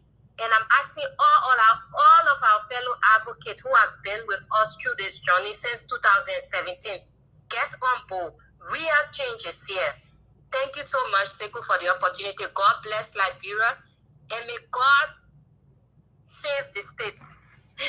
Thank you so much. Appreciate it. Thank you so much. So yes, let me say something today. Since we started the show today, we have 2 hour and 40. We have 2 hour and 44 minutes. People are happy about what happened, but nobody sent out money. One person just sent out $100 to tell us thank you. And that person's name is Habinka. Thank you so much. We appreciate it. Yeah, one person sent us $100. But before the show today, while I was even sleeping that time. I didn't follow the entire program because I was up all night. But when I wake up, I saw somebody sent out $25. That was early today when the program was going on. But since we started this show right now, the only one person that sent us money is called Habinka. It's a store name. That's the name of the store. but it belongs to somebody. We want to say thank you. We appreciate you. So we'll take the next caller. We're going to be here. I'm not going to go over 3 hours. Trust me. We're going to be here for another 12, 13 minutes. I want to make sure we accommodate everybody. So, caller, what is your name and where you calling from? 404. Hey, Sekou. Hey. It's the troublemaker from Atlanta. Beverly? Yeah. You see, you know you call your name, but by the time you say you troublemaker, I know that Beverly. I don't get your number safe. But by the time you say this is a troublemaker from Atlanta, I know that Beverly. I'm gonna save it right now. I will save it. You know what? I'm guilty of not saving some people's number. I will save them today. Like my sister going, I gotta save our number when she call. I want to ask, who is this? To be honest, there's certain people there. Yeah, there's certain people there who are making SKTV great. Yeah. Oh, you used to be here when we used to be on the phone. Oh yeah. That's true. Sunshine don't recognize us. Yeah. It's okay. Okay. No problem. Go ahead. But Sekou, I am so happy. Like, I'm happy like when my son graduated high school. Okay. This TK will take us to the finish line. Except the Liberian people tell us different things. That they want change, that is satisfied with suffering, and their kids not being in school and steady color at the age of 12 years old on the street instead of being in school. If they vote against this ticket, I would put my shoes up and I resign from politics. I would just take care of my mom and my little brothers and sisters. Because Liberian people, we have our own problem and we can set ourselves free. Okay? Because you will never know you are a slave when you answer to your slave master and you think they're doing good for you. You got to look around yourself, look at your kids, look at you as a man of the house. You're not providing anything your wife has to go tell in the house son to provide for you and your kids. What makes you a man? You are less of a man if you can provide for your own family. The doctor always the doctor of it. So the Bible says the man will provide for the home. Okay? Our home is to get pregnant and have the kids. You will be there to support us. But now we got to do both. We got to support you and support the children and send you to school and send the children to school. And it's too much burden. And they're sitting over there and they want to be playing with their own lives. And we thought they said we internet citizen. Okay, by October 10th, I will get my internet citizen away and I will be done with my drug politics and they go the other way. Thank you. Thank you so much, Beverly. Thank you. I'm going to save your number. But if I don't save it, after the show, you will just send me a text message because a lot of calls coming in. Maybe I will not even recognize the number. Just send me a text message, okay? Okay. All right. So, caller, what is your name and where you calling from? The person here, a lot of my Oma here calling from New Jersey. No, I can't save it. You know what? Your picture came out. That's why I said my Oma here. I don't say the number to be honest, but I will save it. All my good people with the number that will save them. So that way, when you call, I can't ask who is this. To be honest, I'm guilty.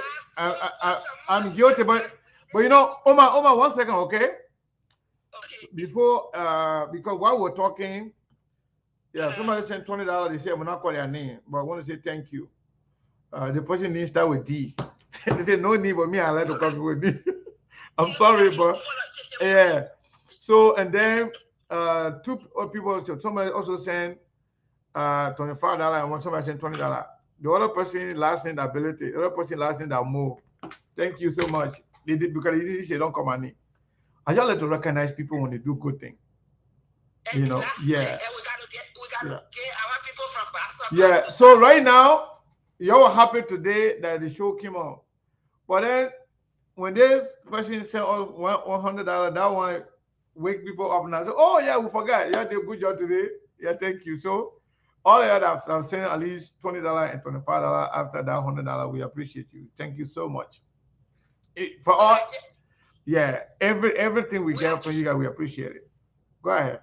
We thank God. We are just so proud today. We are just so happy. Liberians everywhere, everywhere. No matter who you are, where you from, whether you're enemy or not, we know that in the back of your mind you say, check. CPP not do it because he wasn't expecting it. But like I said yesterday, one round with a ticket that's official now. One round, and that's it. No ifs and about it. Liberia have seen today. Liberia have heard today. Liberia is jubilating. And even the world, for once, in the last, 5.5 years, it's been Liberia in a negative. But today, God's sun is shining.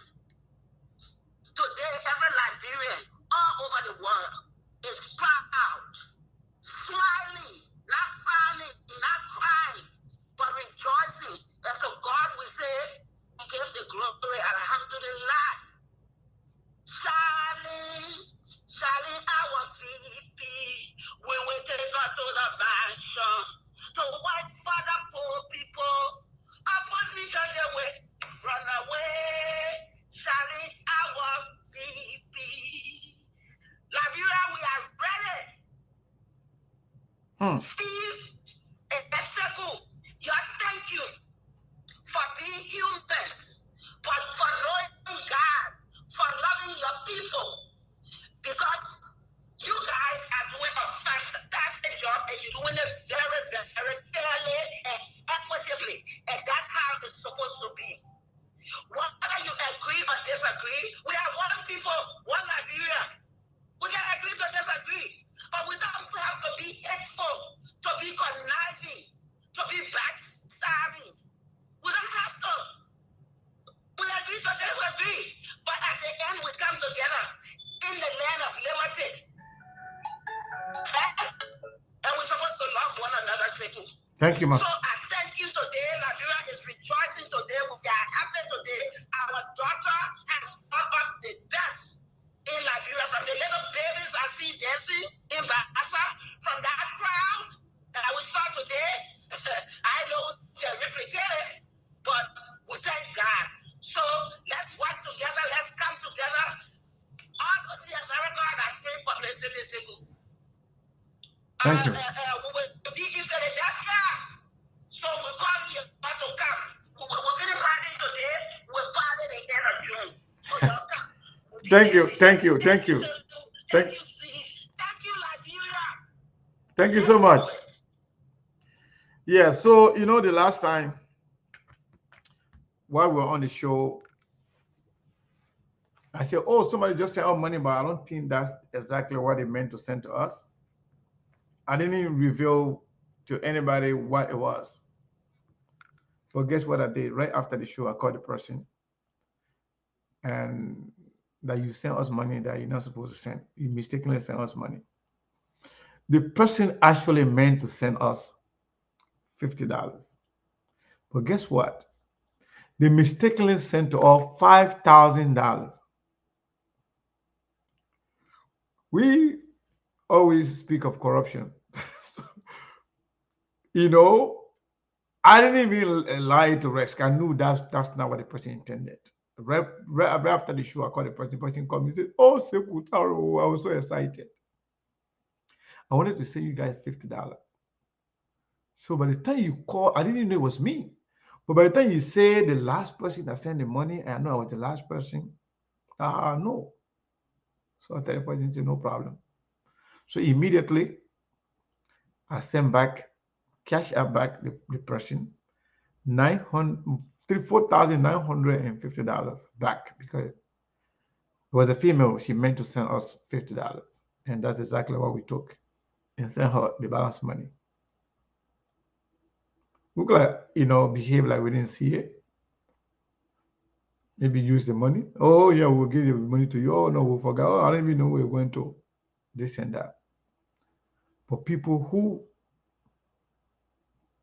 stand for you, who will always be there for you. Recognize their effort, and you should be the good example of what you speak of. We say corruption is not good. So that's why when I person say the $5,000, I need money, I need money, I need every penny I can get. But trust me, I don't like to take what's not mine. Let's take the next caller here. We've got 2 more calls and then we will call it a day. Caller, what is your name and where you calling from? 508 number, last 4 digits 7654. My name is Seti Grams calling from Minnesota. Go ahead. Well, I just want to say how excited I am today concerning the Cummings and Charlene ticket. Okay. I'm really excited. And I feel like this is just a new beginning of a political era. If you're excited and you know, make mistake and send me $5,000. Like the other person did.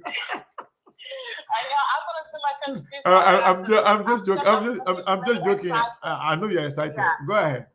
So I just picture a new beginning today, like you're a kind of woman empowerment, despite her age and her background, whatever that been said for the past week, and yet he still held her hands today and lifted her hands up to run with her today as a vice president for the CPP.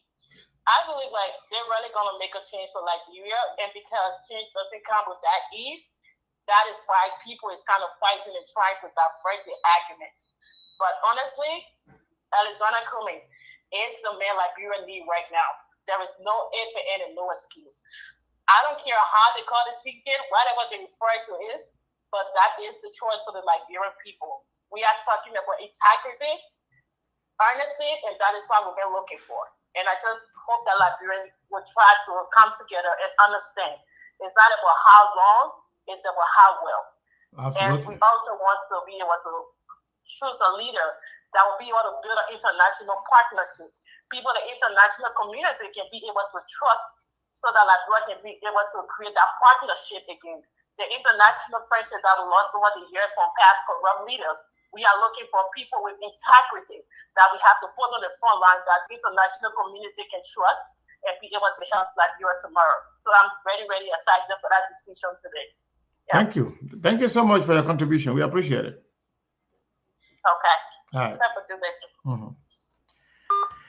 The last but not the least, caller 7703, last 4 digits. What is your name and where you calling from? Caller 973 number. Last 4 digit is 7703.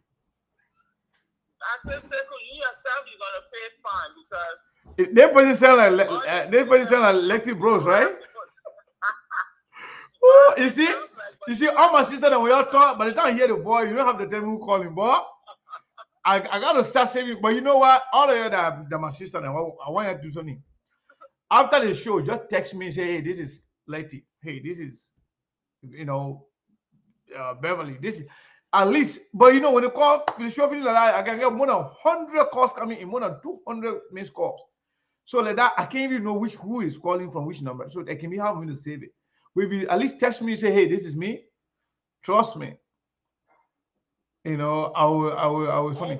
But let me before you talk, let me say something, right?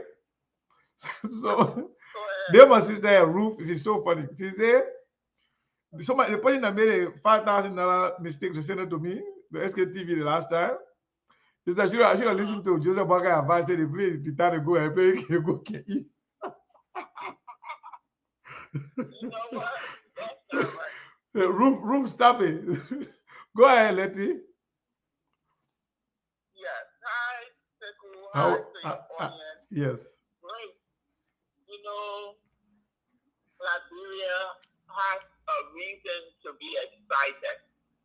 I know everybody wants to be part of a party and, belong, and that's all good. Nothing wrong with being a part of a, party. But when you see the opportunity for the change that is necessary and to see it in somebody, it's almost you're a smart girl, you're a smart student, you're a smart whatever. But when you see a type of competition or good competition, you recognize it. And today we want to recognize the ABC ticket. in a time where Liberia needs prosecution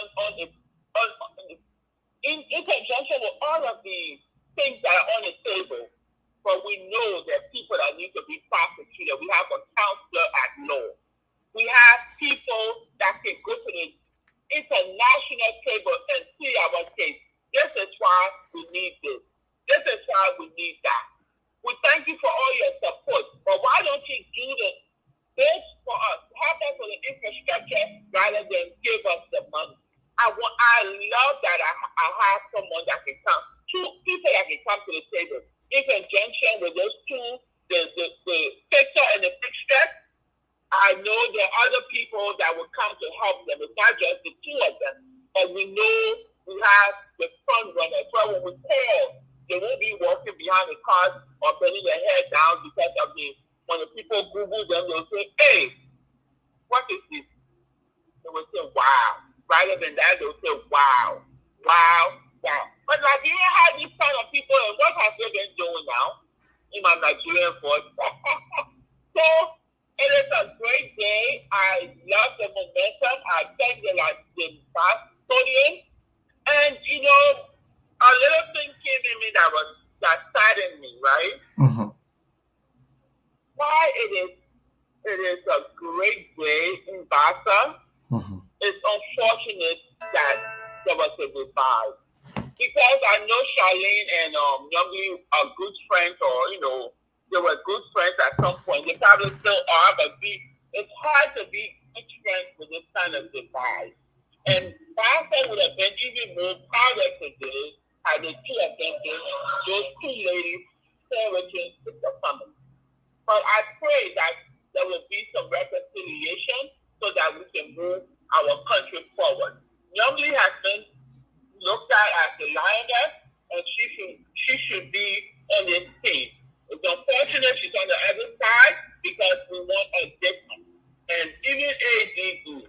But from the news that we're hearing about the UP Senate bearer, I am more optimistic that they will join the ABC team to move Liberia to where she. Hold on. You're not gonna go like that.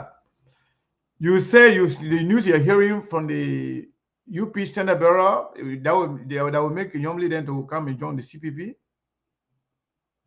Yeah, you said it. I mean, I've heard it in other places, but you guys said it today that he's going for to see about his health.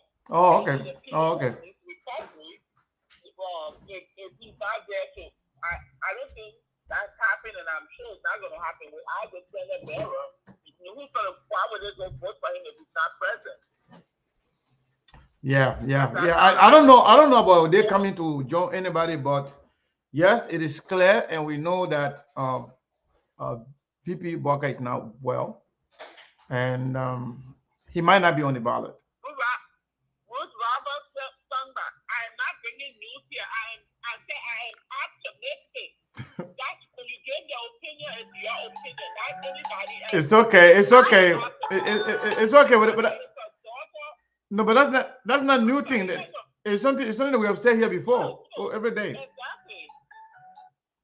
All right. Somebody wants change. It's just like she's on the wrong train, as they call it. So she will join after she says some things. And that's why they say don't make decisions when you're angry.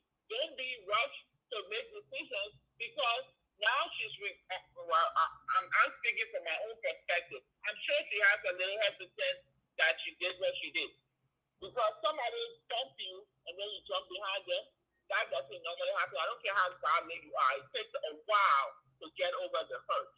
So I know it was an abrupt decision based on a lot of things, people coming and talking, threatening and all that kind of stuff. But we look forward to a great Liberia under the ABC ticket. Thank you all for carrying it. Thank you for all you do. Thank you to all of the people that want a better Liberia. Sure. And again, it's not about tribe. It's not about where she comes from or who she married or who she's not married to. And I heard what is their name? Your former co-host. Charlie?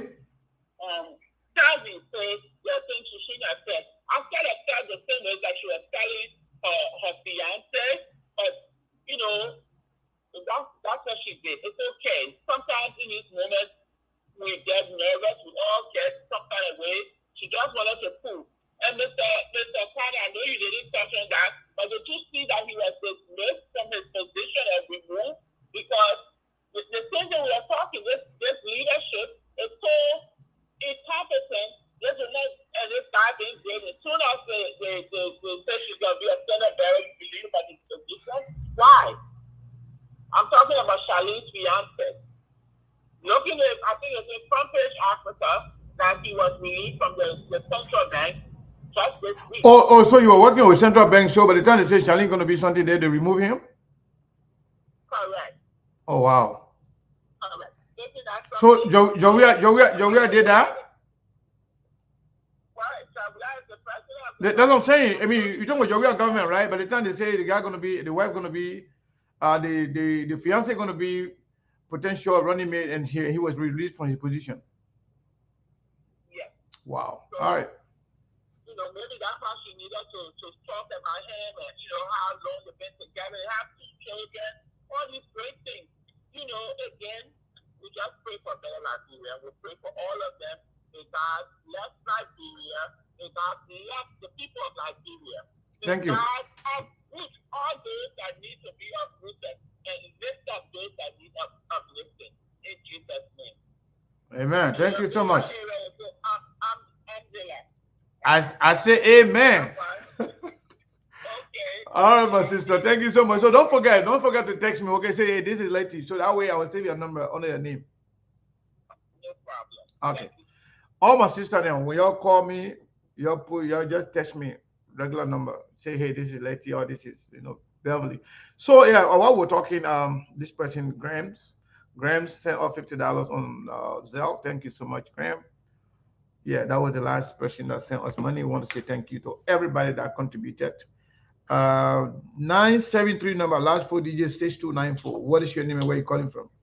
Hi, Sekou. How you doing? This T. T from New Jersey, right? How about from Michigan? I think I'm New Jersey. I'm a little bit tired, but it's okay. All right, T. I can speak. Welcome. Thank you so much. Thank you for calling our program. And our number for 7% is double to 28. Three times on Wednesday we were. And we're praying strongly and talk to our family. So now you're 7% now, you're not 10 to 21%? 28. 28? So when, and then after, when you're gonna go over that? After this week, maybe our number all the way is climbing up. They let it get criticized all the one. I saw on the other people thing, it's like all the way there to be a spot taking picture of the buses that bringing people. What are the policy for the people for Morovia coming, the jetting people, trucking people? But I don't want to Liberian too. Are they not going to vote? Thank you. I thought they said trucking was legal. When they do it, it's okay. They who the rescuer. We the fixer. The fixer going around picking up things to fix and bring it to Grand Bassa to fix it is a problem. Why is it a problem? But we're proud of our people today. And the rain that came down, it was a sign and a blessing and a shower for her father that he accept the nomination for his daughter. And we pray, change is hard, but we pray, we talk to our people. Listen, poverty is not your portion. Please, that change the narrative of our life and your life. I don't mind calling you to send you nothing, but it shouldn't be you calling me, begging me, blowing up my phone to pay your child tuition, to go to the store to get food for your child to eat. Change is hard, but we begging you. Let us do this. We have to keep doing it until we get it right. If Cummings come back, he do the right thing, we point back. He's not the right person, we'll try again. So in life, you got to keep trying until you get it right. You don't give up. So we accept everything that came today. And the celebration, the music. Look, you know what made me proud? Let me say one thing. Mm-hmm. Most of the musicians are in Liberia, and when the man are on that stage. Yeah. Okay, MC Carol. Instead of him going to pay other musicians to come from other countries to come there, he promoting the people. And they say, oh, he ain't connect with the people. All right, the other group, why you know him? We beg you, we hope you open your ears. Y'all please come on board. We want to to get to know you. And we'll reach you no matter where you're at. And we'll continue to reach you. Thank you, Sekou. Thank you so much. God bless. And we'll support the network. I promise. Thank you. We appreciate it. We appreciate it. We appreciate the support. Thank you so much. Yeah. So, folks, a big thank you to our team in Liberia. There's still a lot of work to do. We still need a lot of people on board. We still have to do a lot of different things to make sure that, we bring you the best we can. Liberia, the internet system can be very, very, crazy at times. And the people that went to the program today, they were struggling with the internet. Even from the road, where they told them to go wait somewhere where they were expecting the political leader and the chairman to come to form walking, testing, So the people that they did extremely well today. Our guys, and I really want to say thank you to them. We're going to be calling most of them tomorrow to report. As a matter of fact, I sent a link to them. They were supposed to come on the show to report, to even ask people around, to have people's opinion about the program right after the program, but it was raining heavily. So they couldn't actually continue. But yes, I want to say thank you to all of you, SKTV family, our fans. Like we told you guys the last time, this election, this is just the beginning. Just imagine this is the first day of the major program from the CPP. UP did it the last time. CDC going to be doing it. And we have people everywhere in Liberia. We need support. Some of them don't have fun. Some of them got no trouble. They don't even get the jacket that they can wear.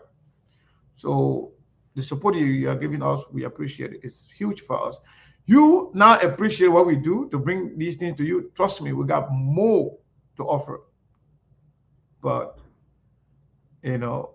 our hands short.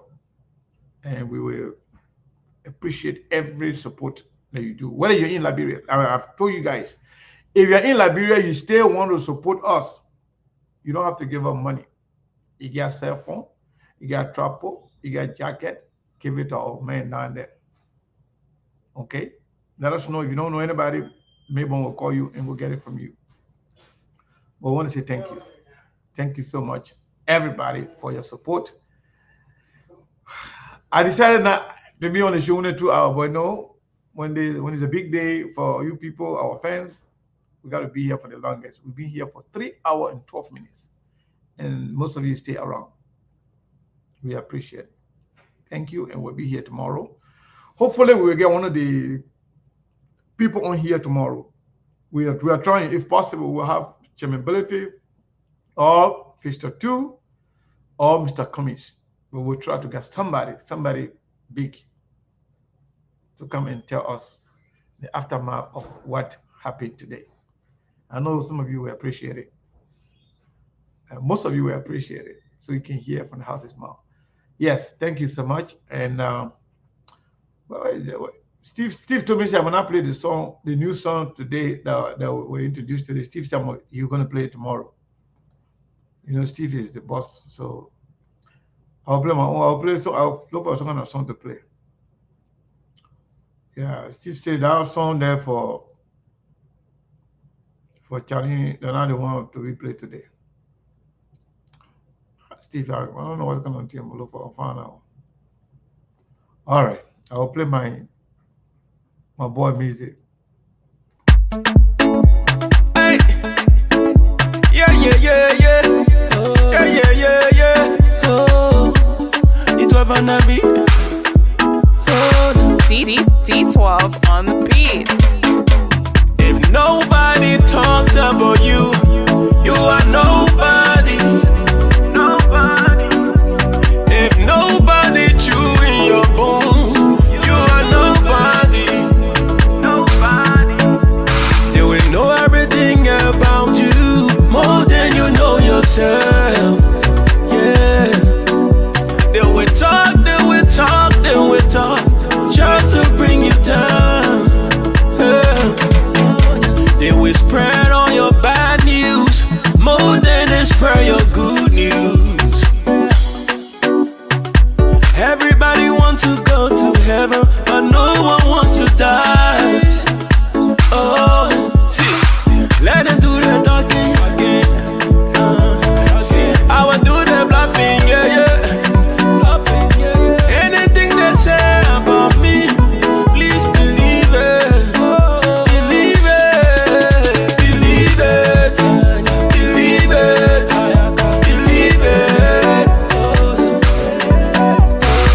Anything they say about. So, folks, I apologize. Right after when I say I was leaving, Mike Jawate called from Liberia, one of the main people that we talk to when it comes to giving us information, you know, in the rural area. Mike Jawate go above and beyond. I believe he was in Grand Bassa today. So Mike Jawate is on the line trying to give us some information. We can't let that go. We have to let you hear that information before we go. Mike, are you there? Hello, Mike. Oh man, is it still ringing? Oh my God, the line is bad. Yes, sir. Okay, go ahead. It is not ringing. Will you get to me? I'm getting you, but it's breaking. Yeah, the network is full. Yeah, you know what, Mike?